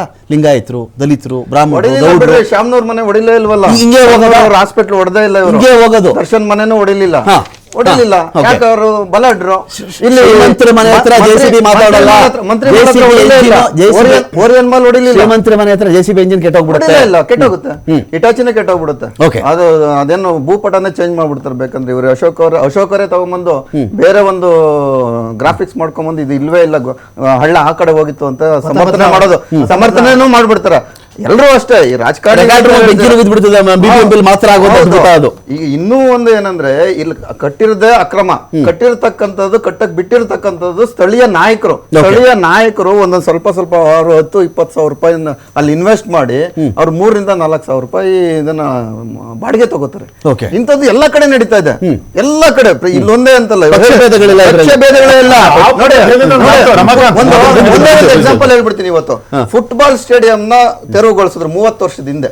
ಫುಟ್ಬಾಲ್ ರಿಚ್ಮಂಡ್ ಸರ್ಕಲ್ ಅಲ್ಲಿ ಫುಟ್ಬಾಲ್ ತೆರವುಗೊಳಿಸಿ ಉಳ್ಳಾಳ ಉಪನಗರಕ್ಕೆ ಹಾಕಿದ್ರು. 84 ಎಕರೆ ಇರತಕ್ಕಂಥದ್ದು ಉಳ್ಳಾಳ ಉಪನಗರ 20-30 ಸೈಟ್ ಗಳನ್ನು ಕೊಟ್ರು. ಇವತ್ತು ಅವರೇ ತಗೊಂಡಿರ್ತಕ್ಕಂಥವ್ರು ಯಾರು ಅಲ್ಲಿಲ್ಲ, 90% ಅವರಿಲ್ಲ. ಯಾಕೆ ಅಂದ್ರೆ ಇವತ್ತು ಭೂಮಿ ಬೆಲೆ ಜಾಸ್ತಿ ಆಯ್ತು. ಅಲ್ಲಿ 20-30 ಸೈಟ್ಗೆ ಇವತ್ತು 30 ಲಕ್ಷ ರೂಪಾಯಿ ಬೆಲೆ ಬಾಳುತ್ತೆ. 20-25 ಲಕ್ಷ ಕೊಟ್ಬಿಟ್ಟು ಈ ರೀತಿಯಾದಂತ ಮನೆಗಳಿಗೆ ಶಿಫ್ಟ್ ಮಾಡಕ್ಕೆ ಹೊರಟಿದ್ದಾರೆ. ಜನರದ್ದು ತಪ್ಪಿದೆ ಇಲ್ಲಿ. ಬಡವರು ಅಂತ ಸರ್ಕಾರ ಕೊಟ್ಟಷ್ಟು ಜನ ಅದನ್ನ ಬೇರೆ ರೀತಿ ಉಪಯೋಗಿಸ್ಕೊಳ್ತಾ ಇದಾರಲ್ಲ, ಅದನ್ನ ಮಾರ್ಕೊಳ್ಳೋದು, ಇನ್ನೊಂದ್ ಕಡೆ ಹೋಗೋದು, ಬೇರೆ ರಾಜ್ಯದಿಂದ ವಲಸೆ ಬರತಕ್ಕಂಥವ್ರನ್ನ ಕೂರ್ಸೋದು, ಇಲ್ಲ ಇರೋ ನಾನ್ ನಿನ್ಗೆ ಮನೆ ಮಾಡ್ಕೊಡ್ತೀನಿ, ನಮ್ಮ ಪಕ್ಷಕ್ಕೆ ಓಟ್ ಹಾಕು. ಇದ್ರಾಚೆಗೆ ನೋಡಿ, ಈಗ ಅಮಿತ್ ಶಾ ಅವರೊಂದು ಮಾತು ಹೇಳಿದ್ರು ಮೊನ್ನೆ, ವೆಸ್ಟ್ ಬೆಂಗಾಲ್ ರಾಜಕೀಯಕ್ಕೆ ಸಂಬಂಧಪಟ್ಟಂತೆ ಮಾತಿದ್ರು. ಮುಂದೆ ಚುನಾವಣೆ ಬರ್ತಿದೆಯಲ್ಲ, ನನಗೆ ಒಂದು ಬಾರಿ ಅಧಿಕಾರ ಕೊಡಿ ವೆಸ್ಟ್ ಬೆಂಗಾಲಲ್ಲಿ, ನಾನು ಯಾವುದೇ ರೋಹಿಂಗ್ಯಾಗಳು ಯಾವುದೇ ವಿದೇಶಿಗರು ಬರದಂತೆ ತಡೆದು ಬಿಡ್ತೀನಿ ಅಂತ. ಅಲ್ಲ ಸ್ವಾಮಿ, 3ನೇ ಟರ್ಮ್ ನಿಮ್ಗೆ ಅಧಿಕಾರ ಕೊಟ್ಟಿರೋದು, ಗೃಹ ಮಂತ್ರಿ ಬೇರೆ ಇದ್ದೀರಿ ನೀವು. ಗೃಹ ಮಂತ್ರಿ ಇದ್ದುಕೊಂಡು ವೆಸ್ಟ್ ಬೆಂಗಾಲ್ಗೆ ಬರೋ ರೋಹಿಂಗ್ಯಾನ ಮಮತಾ ಬ್ಯಾನರ್ಜಿ ಗಡಿಲಿ ಗನ್ ಹಿಡ್ಕೊಂಡು ತಡಿಬೇಕಾ?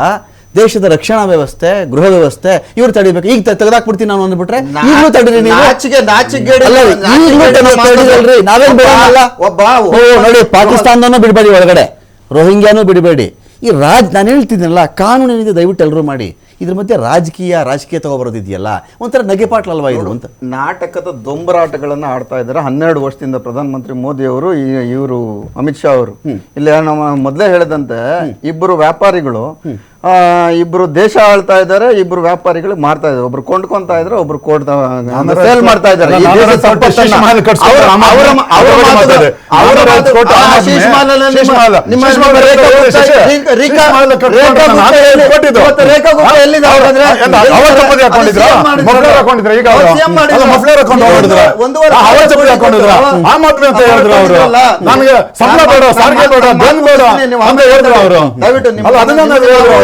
ಅಲ್ಲ ಶಶಿ, ಈಗ ಬಾಂಗ್ಲಾದೇಶದ ಅಕ್ರಮ ವಸತಿಗೆ ರೇಷನ್ ಕಾರ್ಡ್ ಕೊಟ್ಟವ್ರು ಇವರು, ವೋಟರ್ ಐಡಿ ಕಾರ್ಡ್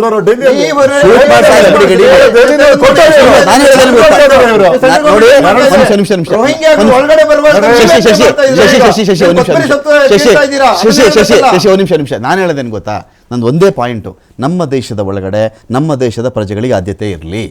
ಇಲ್ಲಿ ಮಮತಾ ಬ್ಯಾನರ್ಜಿ ರೇಷನ್ ಕಾರ್ಡ್ ಕೊಡ್ತಾ ಇದ್ದಾರೆ, ಸಿದ್ದರಾಮಯ್ಯನವರು ಮನೆ ಕಟ್ಕೊಡ್ತಾ ಇದ್ದಾರೆ, ಇದು ಸ್ಟಾಲಿನ್ ಇನ್ನೇನು, ಇದು ನನ್ನ ಪ್ರಶ್ನೆ ಅಲ್ಲ. ತಡೆಯೋ ಜವಾಬ್ದಾರಿ ನಿಮ್ಮದ ಅಲ್ಲ. ನೀವು ಶೂಟ್ ಮಾಡ್ರಿ ಅವ್ರನ್ನ, ನೇಣಿಗೆ ಹಾಕಿ ಅವ್ರನ್ನ ಗಡಿಯಿಂದ ಆಚೆ ಕಳಿಸಿ. ನಮ್ಮ ದೇಶದಲ್ಲಿ ಕಾಪಾಡಿ ನಾನು ಹೇಳ್ತೀನಿ.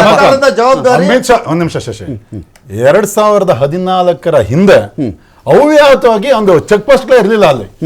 UP 1 and 2 ನಲ್ಲಿ ಚೆಕ್ ಪೋಸ್ಟ್ ಇರಲಿಲ್ಲ, ಎಲ್ಲಿ ಬಾಂಗ್ಲಾದೇಶಕ್ಕೂ ಮತ್ತೆ ವೆಸ್ಟ್ ಬೆಂಗಾಲ್ ಗಡಿಗೂ. ಹಾಗಾಗಿ ಈಗ ನಮ್ಮ 2 ಕೋಟಿ ರೋಹಿಂಗ್ಯಾ ಮುಸ್ಲಿಮ್ಸ್ ಅಥವಾ ಭಾರತದಲ್ಲಿದ್ದಾರೆ ಅಂತ ಹೇಳ್ತಾ ಇದಾರೆ. ಈ 2014 ನಂತರ ಬಂದಂತ ಮೋದಿ ಸರ್ಕಾರ ಅಲ್ಲಿ ಟೈಟ್ ಮಾಡಿದ ಮೇಲೆ ಅವರ ಒಂದು ಇನ್ಫ್ಲೋ ಕಡಿಮೆ ಆಗಿದೆ. ಅದನ್ನ ನಿಮ್ ಗಮನಕ್ಕೆ ತಗೊಂಡ್ ಬರ್ತಾರೆ.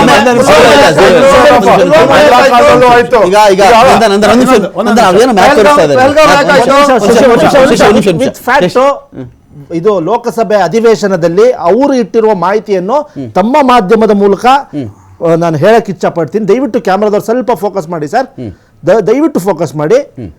ಇದು ಕೆಂಪು ಇರೋದು ಆಫ್ಟರ್ ಮೋದಿ, ಎಲ್ಲೋ ಇರೋದು ಬಿಫೋರ್ ಮೋದಿ. ನಾನು ಸ್ವಲ್ಪ ಝೂಮ್ ಔಟ್ ಮಾಡ್ತೀನಿ. UP ಅವಧಿಯಲ್ಲಿ ಎಷ್ಟು ಜನ ಹೊರಗಡೆ ಹೋಗಿದ್ದಾರೆ ನೋಡಿ ಸರ್. UP ಅವಧಿ ನೋಡಿ ಸರ್, ಇದು ನನ್ನ ಯಾರು ಕೊಟ್ಟಿರೋದು ನಿಮ್ಗೆ? ಹೋಮ್ ಅಫೇರ್ಸ್ ಸರ್, ಎಲ್ಲಿದೆ ದಾಖಲೆ ನೋಡಿ ಸರ್, ಇಲ್ಲ ಎಲ್ಲಿದೆ ಸರ್ ದಾಖಲೆ ಹೇಳಿ ಸರ್. ಸೋರ್ಸ್ ನಿಮ್ಮ minister of home affairs social media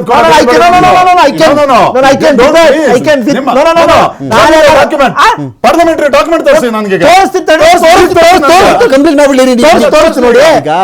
ಏನೋ ಸೋಶಿಯಲ್ ಮೀಡಿಯಾದಲ್ಲಿ ಬಂದಿರೋದು ಕಾಂಗ್ರೆಸ್ ಸೋಶಿಯಲ್ ಮೀಡಿಯಾ ಜಂಕ್ ಮಾಡಬಾರ್ದು. ಶ್ರೀನಿವಾಸ್, ನೀವು ಓಪನ್ ಮಾಡ್ಕೊಳ್ಳಿ. ನೀವು ಓಪನ್ ಮಾಡ್ಕೊಳ್ಳಿ. ನೀವು ಓಪನ್ ಮಾಡಿ ಸರ್, ನೀವು ಓಪನ್ ಮಾಡಿ. ಇಲ್ಲ ಇದನ್ನ ಅಪರಾಧ ಇರುತ್ತೆ, ಕೇಂದ್ರ Establish ಮಾಡ್ಬೇಕಾದ್ರೆ ರಮಾಕಾಂತ್ ಎಸ್ಟಾಬ್ಲಿಷ್ ಮಾಡ್ತೀನಿ ನೋಡಿ. ಮೋದಿ ಸರ್ಕಾರ ಅವಧಿಯಲ್ಲಿ 411 ಜನ ಡಿಪೋರ್ಟ್ ಆಗಿದ್ದಾರೆ. ಇನ್ನು 23-24ರಲ್ಲಿ 22ರಲ್ಲಿ 163, 246, 113, 299, 445 ಕಳಿಸಿರೋದು ಡಿಪೋರ್ಟ್ ಆಗಿರೋರು ಬಾಂಗ್ಲಾದೇಶ್ನವ್ರನ್ನ. UPA ಅವಧಿಯಲ್ಲಿ 13 ಡೇಟಾ ಇದೆ ಸರ್ ನನ್ನ ಹತ್ರ. 5,000 ಜನ, 6,500, 6,800, 6,300, 10,000, 12,000, 13,000 ಜನ ಡಿಪೋರ್ಟ್ ಮಾಡಿರೋದು UPA ಸರ್ಕಾರ. ಅಲ್ಲ, ಇದು ಈ ಡೇಟಾ ಹೊಡೆದು ಬಿಟ್ಟು ನಿಮ್ಮ home minister home affairs website ಅಲ್ಲಿ ಇದೆ, ದಯವಿಟ್ಟು ಚೆಕ್ ಮಾಡಿ. ನೀವು ಅದನ್ನು ಕೌಂಟರ್ ಕೊಡ್ತೀನಿ ನೋಡಿ. Minister of home affairs Ramakant ನಾನು ಒಪ್ಕೊಂಡ್ ಬಿಡ್ತೇನೆ. ಸುಮ್ಮನೆ ಒಂದು ನ್ಯಾಷನಲ್ ಮೀಡಿಯಾ ಅದನ್ನ ರಿಪೋರ್ಟ್ ಮಾಡಿಲ್ಲ, ರಮಾಕಾಂತ್ ಅವರು ರಿಪೋರ್ಟ್ ಮಾಡಿಲ್ಲ. ಶಶಿ, ನಿಮ್ಮಿಂದ ನಾನು ಶುರು ಮಾಡ್ತಾ ಇದ್ದೀನಿ ಮತ್ತೆ ಡಿಬೇಟ್ನ. ಅಂದರೆ ಇಂಥ ಕೆಲಸಗಳು 2 ವರ್ಷಗಳ ಹಿಂದೆ ಆಗಿದೆ ಅಂತ ಅಂದ್ಕೊಳ್ಳಿ, 2 ವರ್ಷನೋ 3 ವರ್ಷನೋ ಒಂದು ಟೈಮ್ ಇಟ್ಕೊಳ್ಳೋಣ ನಾವು. ಸೊ ಆದಾಗ ಒಂದು ಸರ್ಕಾರ ಏನು ಮಾಡಬೇಕಿತ್ತು ಈ ಕೇಸಲ್ಲಿ? ಮನೆ ಹೊಡೆದಾಕಿದ್ದು ಸರಿ, ಅವ್ರಿಗೆ ಮನೆ ಕೊಡ್ತಿರೋ ತಪ್ಪು ಅಂತನಾ? ಸ್ಟ್ರೈಟ್ ಅವೇ ಇಲ್ಲ, ನಮ್ಮ ಪ್ರಕಾರ ನೋಡಿ, ಅದು ಮನೆ ಹೊಡೆದಾಕಿರೋದು ಏನಿದೆ ಕಾನೂನಾತ್ಮಕವಾಗಿ ಹೊಡೆದಾಕಿದ್ದಾರೆ ಅಂತ ಸರ್ಕಾರ ಅಂತ ಆಗಿದೆ. ಓಕೆ, ಯಾಕೆಂದರೆ ಅಕ್ರಮವಾಗಿ ನುಸುಳಿರ್ತಕ್ಕಂಥದ್ದು. ನಾನು ನೇರ ಆರೋಪ ಮಾಡ್ತೀನಿ. ಕೃಷ್ಣ ಬೈರೇಗೌಡರು ವೋಟ್ ಬ್ಯಾಂಕ್ ಅಲ್ಲಿ ಇಟ್ಕೊಂಡಿದ್ರು. ಅವ್ರ ನಾಯಕರು ಯಾರೋ ಕೃಷ್ಣ ಬೈರೇಗೌಡರು ಗೊತ್ತಿತ್ತೋ ಇಲ್ಲೋ, ಅವರ ನಾಯಕರು ಅವ್ರ ವೋಟ್ ಬ್ಯಾಂಕ್ಗೋಸ್ಕರ ಅಲ್ಲಿ ಕರ್ಕೊಂಬಂದು ಅಲ್ಲಿಟ್ಟು ವೋಟರ್ ಕಾರ್ಡ್ ಮಾಡಿಸಿ ಅವ್ರ ಹತ್ರ ವೋಟ್ ಹಾಕ್ಸ್ಕೊಂಡಿದ್ದಾರೆ 2023ರಲ್ಲೇ ಹೊರತು ಇದೇನು ಬೇರೆ ಅಲ್ಲ. ಈಗ ಅವ್ರಿಗೆ ಸರ್ಕಾರದಲ್ಲಿ ವೋಟರ್ ಐ ಡಿ ಎನ್ನುವುದು ಒಬ್ಬ ವ್ಯಕ್ತಿಯ ವಾಸ ದೃಢೀಕರಣ ಗುರುತಿನ ಚೀಟಿನ. ವೋಟರ್ ಐ ಡಿ ನಾನು ಇದೆಯಪ್ಪ, ಎಲ್ಲಿ ಬೇಕೋ ಗೋಮಾಳದಾಗ ಕಟ್ಕೊಂಡ್ಬಿಡ್ತೀನಿ ನಾನು, ಮನೆ ಮಾಡ್ಬಿಡ್ತೀನಿ. ಯಾರು ಕಟ್ಟೋದಿಲ್ಲ. ಸ್ಥಳೀಯ ನಾಯಕರು GBA ಒಂದು ನೀರ್ ಕೇಳಕ್ಕೆ, ಒಂದು ಕರೆಂಟ್ ಕನೆಕ್ಷನ್ ಕೇಳಕ್ಕೆ, ಪ್ಲಾನ್ ಅಪ್ರೂವಲ್ಗೆ, ಒಂದು ಲೋನ್ಗೆ ಎಷ್ಟು ಪರದಾಡ್ಬೇಕು ಶಶಿ? ಚರಂಡಿ ವ್ಯವಸ್ಥೆಗೆ, ಬೆಂಗಳೂರಿನಲ್ಲಿ ಎ ಖಾತಾನ, ಬಿ ಖಾತಾನ, ಈ ಖಾತಾನ, ಎಷ್ಟು ವಿಚಾರಗಳು ಭಯ ಇದ್ದೇ ಇದೆ. ಅಲ್ಲ, ಅಸಲಿ ಇತ್ತು ಮನೆ ಅಂತ ಹೇಳಿದ್ರೆ 20 ಮನೆ ತೋರಿಸ್ಬೇಕಲ್ಲ ನನಗೀಗ. ಮಿನಿಮಮ್ 5 ವರ್ಷ ಸ್ಥಳೀಯ ನಾಯಕರಲ್ಲಿ ಅದ್ರ ಇನ್ವಾಲ್ವ್ಮೆಂಟ್ ಇಲ್ಲ ಅಂದ್ರೆ ಯಾರು ಮನೆ ಕಟ್ಟಕ್ಕಾಗಲ್ಲ, ಕಟ್ಟು ಇಲ್ಲ. ಸ್ಥಳೀಯ ನಾಯಕ ಅಲ್ಲೂ ಇನ್ಚಾರ್ಜ್. ಇನ್ನೊಂದು ವರ್ಷನ್ ಕೇಳ್ತೀನಿ. ಆಯ್ತು, ಈಗ ಬೈರೇಗೌಡರ ಕಡೆಯವರು ಅವ್ರಿಗೆ ಗೊತ್ತಿತ್ತೋ ಗೊತ್ತಿಲ್ವೋ ಇನ್ನೊಬ್ಬ ನಾಯಕನೋ ಮನೆ ಕಟ್ಸ್ಬಿಟ್ಟಿದ್ದ, ಬೈರೇಗೌಡರು ತಡೆದು ಬಿಡ್ತಾ ಇದ್ರು. ಹಂಗಿದ್ರೆ ನಮ್ಮ ಕಡೆಯವ್ರು ಬಿಡಯ್ಯ, ನಮ್ಗೆ ಓಟ್ ಹಾಕಿದ್ರೆ ತಡೆದು ಬಿಡ್ತಾ ಇದ್ರಲ್ಲ ಕೃಷ್ಣ ಬೈರೇಗೌಡರು. ಅವ್ರು ಓಡ್ಸಾಕ ಅವ್ರಿಗೆ ಏನಾಗಬೇಕಾಗಿತ್ತು ಇವಾಗ ಇದು ಕಟ್ಕೊಂಡು? ಇದು ಸರ್ಕಾರ ಅವ್ರ ಡ್ಯಾಮೇಜ್ ಅಲ್ವಾ? ಅವ್ರು ಓಟರ್ ಸಾಲ್ ಮಾಡ್ಕೊಂಡು ಕಂದಾಯ ಸಚಿವರಾಗಿದ್ದಾರೆ. ಇಡೀ ಕರ್ನಾಟಕದ ಗೋಮಾಳಗಳನ್ನ ಅವರು ವಶಪಡಿಸ್ತಾ ಇದ್ದಾರೆ. ತಮ್ಮದೇ ಕ್ಷೇತ್ರದಲ್ಲಿ ಈ ರೀತಿ ಗೋಮಾಳಗಳನ್ನು ಬಿಟ್ಕೊಂಡು ಹೋದ್ರೆ, ಅದು SWML ಕೊಟ್ಟಿರ್ತಕ್ಕಂಥ ಸಾಲಿಡ್ ವೇಸ್ಟ್ ಮ್ಯಾನೇಜ್ಮೆಂಟ್ ಲಿಮಿಟೆಡ್ ಕೊಟ್ಟಿರ್ತಕ್ಕಂಥದ್ದು ನೀವು ತೆರವುಗೊಳಿಸಲಿಲ್ಲ ಅಂದ್ರೆ ಅವ್ರಿಗೆ ಕಪ್ಪು ಚುಕ್ಕೆ ಆಗುತ್ತೆ. ಅಲ್ಲಿಂದ ಶಿಫ್ಟ್ ಮಾಡ್ತಾರೆ, ಬೇರೆ ಕಡೆ ಶಿಫ್ಟ್ ಮಾಡ್ತಾರೆ. ಅವ್ರನ್ನೇನು ಅಲ್ಲೇ ಇಟ್ಕೊಡೋದಿಲ್ಲ. ಪುನರ್ವಸತಿ ಕಲ್ಪಿಸ್ಕೊಡ್ತಾ ಇದೀವಿ ಅಂತ ಈ ಒಂದು ವಿಚಾರದಲ್ಲಿ ಕೃಷ್ಣ ಬೈರೇಗೌಡರು ಏನಾದರೂ ಜಾಣತನ ತೋರಿಸ್ಬಿಟ್ಟಿದ್ದಿದ್ರೆ, ಬಿಟ್ಬಿಟ್ರೆ ಈ ಕಡೆ ಹೊಡೆಯಕ್ಕೆ ಹೋಗ್ಬೇಡಿ, ನನ್ನ ವೋಟರ್ಸ್ ಅವರು ನಾನೇ ವೋಟರ್ ID ಮಾಡ್ಕೊಟ್ಬಿಟ್ಟಿದೆ ಅಥವಾ ನನ್ನ ಕಡೆಯವ್ರು ಮಾಡ್ಕೊಟ್ಬಿಟ್ಟಿದ್ದಾರೆ ಅಂತ ಸೇಫ್ ಮಾಡಬಹುದಾಗಿತ್ತೇನೋ. ಅವ್ರ ಕ್ಷೇತ್ರ ಓಟ್ಸ್ ಹಾಕ್ಬಿಟ್ರಲ್ಲ, ಪ್ರತಿಕೂಲ ಅಲ್ವೇ ಅವ್ರಿಗೆ? ಅದು ಮುಸ್ಲಿಂ ಓಟ್ಸು. ನೋಡಿ ಸರ್, ಒಂದು ಹೇಳ್ತೀನಿ, ಬೆಂಗಳೂರು ಉತ್ತರ ಯಲಹಂಕ ಭಾಗದಲ್ಲೇ 85 ಎಕರೆ ಪ್ಲಸ್ ಬೆಂಗಳೂರು ಉತ್ತರದಲ್ಲಿ 99 ಎಕರೆ ಟೋಟಲ್ಲು ಹತ್ತತ್ರ 200 ಎಕರೆ ರಿಕವರಿ ಮಾಡಿಸಿದ್ದಾರೆ. ಯಾರೇ ಕೃಷ್ಣ ಬೈರೇಗೌಡರು ಗೋಮಾಳ ಲ್ಯಾಂಡ್ನ. ಓಕೆ, ಏನಕ್ಕೆ ಇವ್ರು ಹೇಳ್ತಿದ್ದಾರೆ ಕೃಷ್ಣ ಬೈರೇಗೌಡರು ವೋಟ್ ಮುಖ್ಯ ಅಂತ? ಅವ್ರು ಹೇಳ್ಬಿಟ್ಟು ನಿಲ್ಲಿಸ್ಬೋದಾಗಿತ್ತಲ್ಲ, ನಿಲ್ಲಿಸ್ರಪ್ಪ ಇವ್ರು ನನ್ನ ವೋಟರ್ ಅಂತ. ಅವ್ರಿಗೆ ಎಲ್ಲಾನು ಒಂದೇ. ಅವ್ರಿಗೆಲ್ಲಾರು ಓಟ್ ಹಾಕಿದ್ದಾರೆ, ಒಂದ್ ಜನಾಂಗದವ್ರು ಓಟ್ ಹಾಕಿಲ್ಲ. ಇವತ್ತು 38,000 ಲೀಡಲ್ಲಿ ಕೃಷ್ಣ ಬೈರೇಗೌಡರು ಗೆದ್ದಿರೋದಕ್ಕೆ ಎಲ್ಲಾ ಜನಾಂಗದವ್ರು ಓಟ್ ಹಾಕಿದ್ದಾರೆ. ಹಿಂದೂ, ಮುಸ್ಲಿಂ, ಕ್ರಿಶ್ಚು, ಜೈನು, ಪಾರ್ಸಿ ಎಲ್ಲಾರು ಓಟ್ ಹಾಕಿ ಕೃಷ್ಣ ಬೈರೇಗೌಡರು ಗೆದ್ದಿ ಇವತ್ತು ಕಂದಾಯ ಸಚಿವರಾಗಿದ್ದಾರೆ. ಉತ್ತಮವಾದ ಕೆಲಸನೂ ಮಾಡ್ತಿದ್ದಾರೆ. ಇನ್ನೂ ಒಂದು ಹೇಳ್ತೀನಿ, ಒಂದು ಲ್ಯಾಂಡ್ ಬೀಟ್ ಆಪ್ ಅಂತ ಒಂದು ಅವ್ರು ಮಾಡಿದ್ದಾರೆ. ಲ್ಯಾಂಡ್ ಬೀಟ್ ಆಪ್ ಅಂತ ರಮಾಕಾಂತ್ ಅವರು, ಇದೇ ಕೃಷ್ಣ ಬೈರೇಗೌಡರು ಮಾಡಿರೋದು ಕಂದಾಯ ಸಚಿವರಾದ್ಮೇಲೆ. ಪ್ರತಿ ವಾರನೂ VA ಹೋಗ್ಬಿಟ್ಟು ಅವರು ಫೀಲ್ಡ್ ವಿಸಿಟ್ ಟೈಮ್ ಅಲ್ಲಿ ಹೋಗ್ಬಿಟ್ಟು ಅಪ್ಡೇಟ್ ಮಾಡಬೇಕು. ಫಾರ್ ಎಕ್ಸಾಂಪಲ್, ಈ ವಾರ 20 ಎಕರೆ ಗೋಮಾಳ ಇತ್ತ ಅವನ್ ಪ್ರದೇಶದಲ್ಲಿ, ಅವನ್ ಕ್ಲಸ್ಟರ್ ಅಲ್ಲಿ ಏನಾರ ಕಮ್ಮಿ ಆಗಿದ್ರೆ ಕ್ವಶನ್ ಮಾಡ್ತಾರೆ. ಆ ರಿಪೋರ್ಟು ತಹಸೀಲ್ದಾರ್ ಏನಾಯ್ತು ಅಂತ ಹೇಳ್ಬೇಕು ಅವರು. ತಹಸೀಲ್ದಾರ್ಗೆ ಹೋಗುತ್ತೆ, AC ಗೆ ಹೋಗುತ್ತೆ, AC ಇಂದ ಮೇಲ್ಗಡೆ DC ಗೆ ಹೋಗುತ್ತೆ, DC ಇಂದ ಮೇಲ್ಗಡೆ ರೆವಿನ್ಯೂ ಕಮಿಷನರ್ ಬರುತ್ತೆ, ರೆವಿನ್ಯೂ ಕಮಿಷನರ್ ಇಂದ ಮಿನಿಸ್ಟರ್ಗೆ ಹೋಗುತ್ತೆ. ಶ್ರೀಮಂತ ವಶಪಡಿಸ್ಕೊಂಡಿದ್ದ ಏನ್ ಮಾಡ್ತೀರಿ? ಕೃಷ್ಣ ಬೈರೇಗೌಡ ಏನ್ ಮಾಡ್ತಾರ? ನೋಡಿ, ಶ್ರೀಮಂತ ಪ್ರಭಾವಿ ಅಥವಾ ರಾಜಕಾರಣಿನ ವಶಪಡಿಸ್ಕೊಂಡಿದ್ದ ಏನ್ ಮಾಡ್ತಾರೆ ಕೃಷ್ಣ ಬೈರೇಗೌಡ? ನೋಡಿ, ಕೃಷ್ಣ ಬೈರೇಗೌಡರಲ್ಲ, ಯಾರೇ ಆಗಲಿ, ಪ್ರಭಾವಿ ಮಂತ್ರಿಗಳಾಗಲಿ, ಈ 343 ಎಕರೆ ಕಳೆದ 1 ವರ್ಷದಲ್ಲಿ ಇತಿಹಾಸದಲ್ಲಿ ಯಾವ ರಾಜ್ಯ ಸರ್ಕಾರನೂ ಕೂಡ ಮಾಡಿಲ್ಲ. ನಮ್ಮ ಸರ್ಕಾರ ಮಾಡಿದೆ. 1 ವರ್ಷದಲ್ಲಿ ಬೆಂಗಳೂರು ಅಲೋನ್ ಕೃಷ್ಣ ಬೈರೇಗೌಡರು 1800 ಕೋಟಿ ಮೊತ್ತದ ಒಂದು ಇದು ಲ್ಯಾಂಡ್ ನ ತಗೊಂಡಿದ್ದಾರೆ. ಮುಲಾಜಿಲ್ದೆ ಯಾರಾಗಿರ್ಲಿ ಅವ್ರಿಗೆ ಫ್ರೀ ಹ್ಯಾಂಡ್ ಕೊಟ್ಟಿದ್ದಾರೆ ಅಧಿಕಾರಿಗಳಿಗೆ. ಯಾವ ಪ್ರಭಾವಿನರಾಗಿರ್ಲಿ, ಯಾರ ರಿಯಲ್ ಎಸ್ಟೇಟ್ ಮಾಫಿಯಾ ಆಗಿರ್ಲಿ, ಯಾರ್ಯಾರಾಗಿರ್ಲಿ, ಅವ್ರನ್ನ ಜಮೀನ ತಗೊಳಕ್ಕೆ ಅವರು ಅಧಿಕಾರಿಗಳಿಗೆ ಫ್ರೀ ಹ್ಯಾಂಡ್ ಕೊಟ್ಟಿದ್ದಾರೆ. ಅವರ ಕೆಲಸ ಮಾತಾಡ್ತಿದೆ. ಈ ಲ್ಯಾಂಡ್ ಬೀಟ್ ಆಪ್ ನಲ್ಲಿ ಇದು ಒಂದು ಕಾಣಿಸ್ತಾ ಇತ್ತು. ಇದೇನಪ್ಪ ಹಿಂಗಾಗಿದೆ, ತಗೊಳ್ಳಿ ಸರ್ಕಾರಕ್ಕೆ. ನಾವ್ ಯಾವಾಗ 2015 ಅವ್ರು ಕೊಟ್ಟಿದ್ವೋ, ಏನು ನೀವು ಕಾಂಪೌಂಡ್ ಅರ್ಧ ಕಾಂಪೌಂಡ್ ಕೆಲಸ ಹಾಕಿ ನಿಲ್ಸಿದ್ರು, ಫುಲ್ ಕಾಂಪೌಂಡ್ ಹಾಕ್ಬಿಟ್ಟು ನೀವು ನಿಮ್ ಕೆಲಸ ಏನಿದೆ solid waste management, recycling process, ಮತ್ತೊಂದೋ ಮಗದೊಂದೋ ಮಾಡ್ಕೊಳ್ಳಿ. ಈ ಜಾಗ ಕೊಟ್ಟಿರೋದು ನಾವು ಅವ್ರಿಗೆ ಮನೆ ಕೊಡ್ತಿರೋದು ಯಾಕೆ ಇವಾಗ? ಈಗ ಅಕ್ರಮ, ಈಗ ನಾವು ಎಲ್ರಿಗೂ ಒಂಥರ ಉತ್ತೇಜನ ಆಗಲ್ವಾ ಕಶ್ಯಪ್ ಅವ್ರ? ಈಗ ಅಕ್ರಮ ಮನೆ ಕಟ್ಕೊಟ್ಬಿಟ್ರೆ ಅವರೇ ಬಂದು ಡೆಮಾಲಿಷ್ ಮಾಡ್ತಾರೆ. ನೋಡಿ, 10,000 20,000 ಒಂದು ಇನ್ವೆಸ್ಟ್ ಮಾಡಿ ಒಂದು ಸಣ್ಣದೊಂದು ಸಿಮೆಂಟ್ ಇಟ್ಟಿಗೆ ಹಾಕ್ಬಿಟ್ಟು ಮನೆ ಕಟ್ಟಿಬಿಟ್ರೆ ನನಗೊಂದು 12 ಲಕ್ಷದ ಮನೆ ಸಿಗುತ್ತೆ ಅಂದ್ರೆ ಎಂಕರೇಜ್ ಮಾಡ್ದಂಗೆ ಆಗಲ್ಲ. ನೋಡಿ ರಮಾಕಾಂತ್ ಅವರೇ, ಅಲ್ಲಿರೋರು ಎಲ್ಲಾರು ಒಂದು ಅಕ್ರಮವಾಗಿಲ್ಲ. ಗೋವಿ ಜನಾಂಗದವರು, ಕಲ್ಲೋಡಿಯವರು, SC ST ಎಲ್ಲಾರು ಈ ಟಿಪ್ಪರ್ ಗಾಡಿ ಓಡಿಸೋರು, ಲಾರಿ ಓಡಿಸೋರು. ಒಂದ್ ನಿಮಿಷ, ಅದು ಅಧಿಕಾರಿಗಳ ಮತ್ತಲ್ಲ.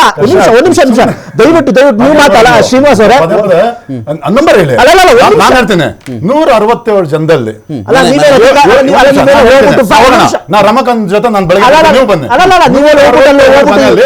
7 ಮನೆ ಅಷ್ಟೇ, ಅದಕ್ಕಿಂತ ಕಡಿಮೆ ಇರೋದು ಬೋಗಿಗಳ ಮನೆ. 160 ಮನೆ ನಮ್ಮ ಟಿವಿ ಕ್ಯಾಮ್ರಾ ಬರ್ಲಿ, ನಾನು ಬರ್ತೀನಿ, ಕಶ್ಯಪ ಬರ್ಲಿ, ನಾನು ನನ್ನ ಫ್ಯಾಕ್ಟ್ ಪ್ರೂವ್ ಮಾಡ್ತೀನಿ ಅಂತ ಹೇಳಿ ಅದನ್ನ. ನೋಡಿ, ಇವತ್ತು ಇನ್ನೂವರೆಗೂ ಕರ್ನಾಟಕದವರಲ್ಲ, ಹೊರಗಡೆ ಅವರು ಮನೆ ಅನ್ಯಾಯ ಆಗುತ್ತಲ್ಲ ರಮಕಾಂತ್. ಇವ್ರು 16 ವರ್ಷಗಳಿಂದ ಕಾಯ್ತಾ ಇದ್ದಾರೆ. ಇವ್ರು ಕೇವಲ ಒಂದು ಸಮುದಾಯಕ್ಕೆ ಮಾತ್ರ ಅನ್ಯಾಯ ಆಗುತ್ತೆ. ಇಷ್ಟು ವರ್ಷದಿಂದ ಕಾಯ್ತಾ ಇರೋ ಕಥೆ ಏನು? ಅವ್ರಿಗೆ ಏನ್ ನ್ಯಾಯ ಕೊಡ್ತಾರೆ ಇವರು? ಇವರು ಕರ್ನಾಟಕದ ಸ್ವಾಭಿಮಾನವನ್ನ ಕೇರಳ ಸರ್ಕಾರಕ್ಕೆ ಅಡಾಡ್ಬಿಟ್ಟಿದ್ದಾರೆ. KC ವೇಣುಗೋಪಾಲ್ ಮಾತು ಕೇಳ್ಕೊಂಡು ಅವರು ಹೇಳಿದ ತಕ್ಷಣ ಇವತ್ತೆಲ್ಲ ಕರ್ನಾಟಕದ ಮಾತಾಡುವ ನೈತಿಕತೆ ಬಿಜೆಪಿ ರಾಜ್ಯಕ್ಕೆ ಬರಬೇಕಾದ ಅನುದಾನವನ್ನು ಸರ್ಕಾರಿ ಜಮೀನು ಯಾಕೆ ಹಾಕೊಂಡು ಕೃಷ್ಣ ಬೈರೇಗೌಡರು ಅಧಿವೇಶನದಲ್ಲಿ ನಾನು ಬಿಟ್ಕೊಡ್ತೀನಿ ಅಂತ ಯಾಕೆ ಒಪ್ಕೊಂಡ್ರು? ಒಂದ್ ನಿಮಿಷ, ಅದ್ರ ಬಗ್ಗೆ ಸರ್ಕಾರಿ ಜಮೀನು ಯಾಕೆ ಹಾಕೊಂಡ್ರು? ನಾನು ಬಿಟ್ಕೊಡ್ತೀನಿ ಅಂತ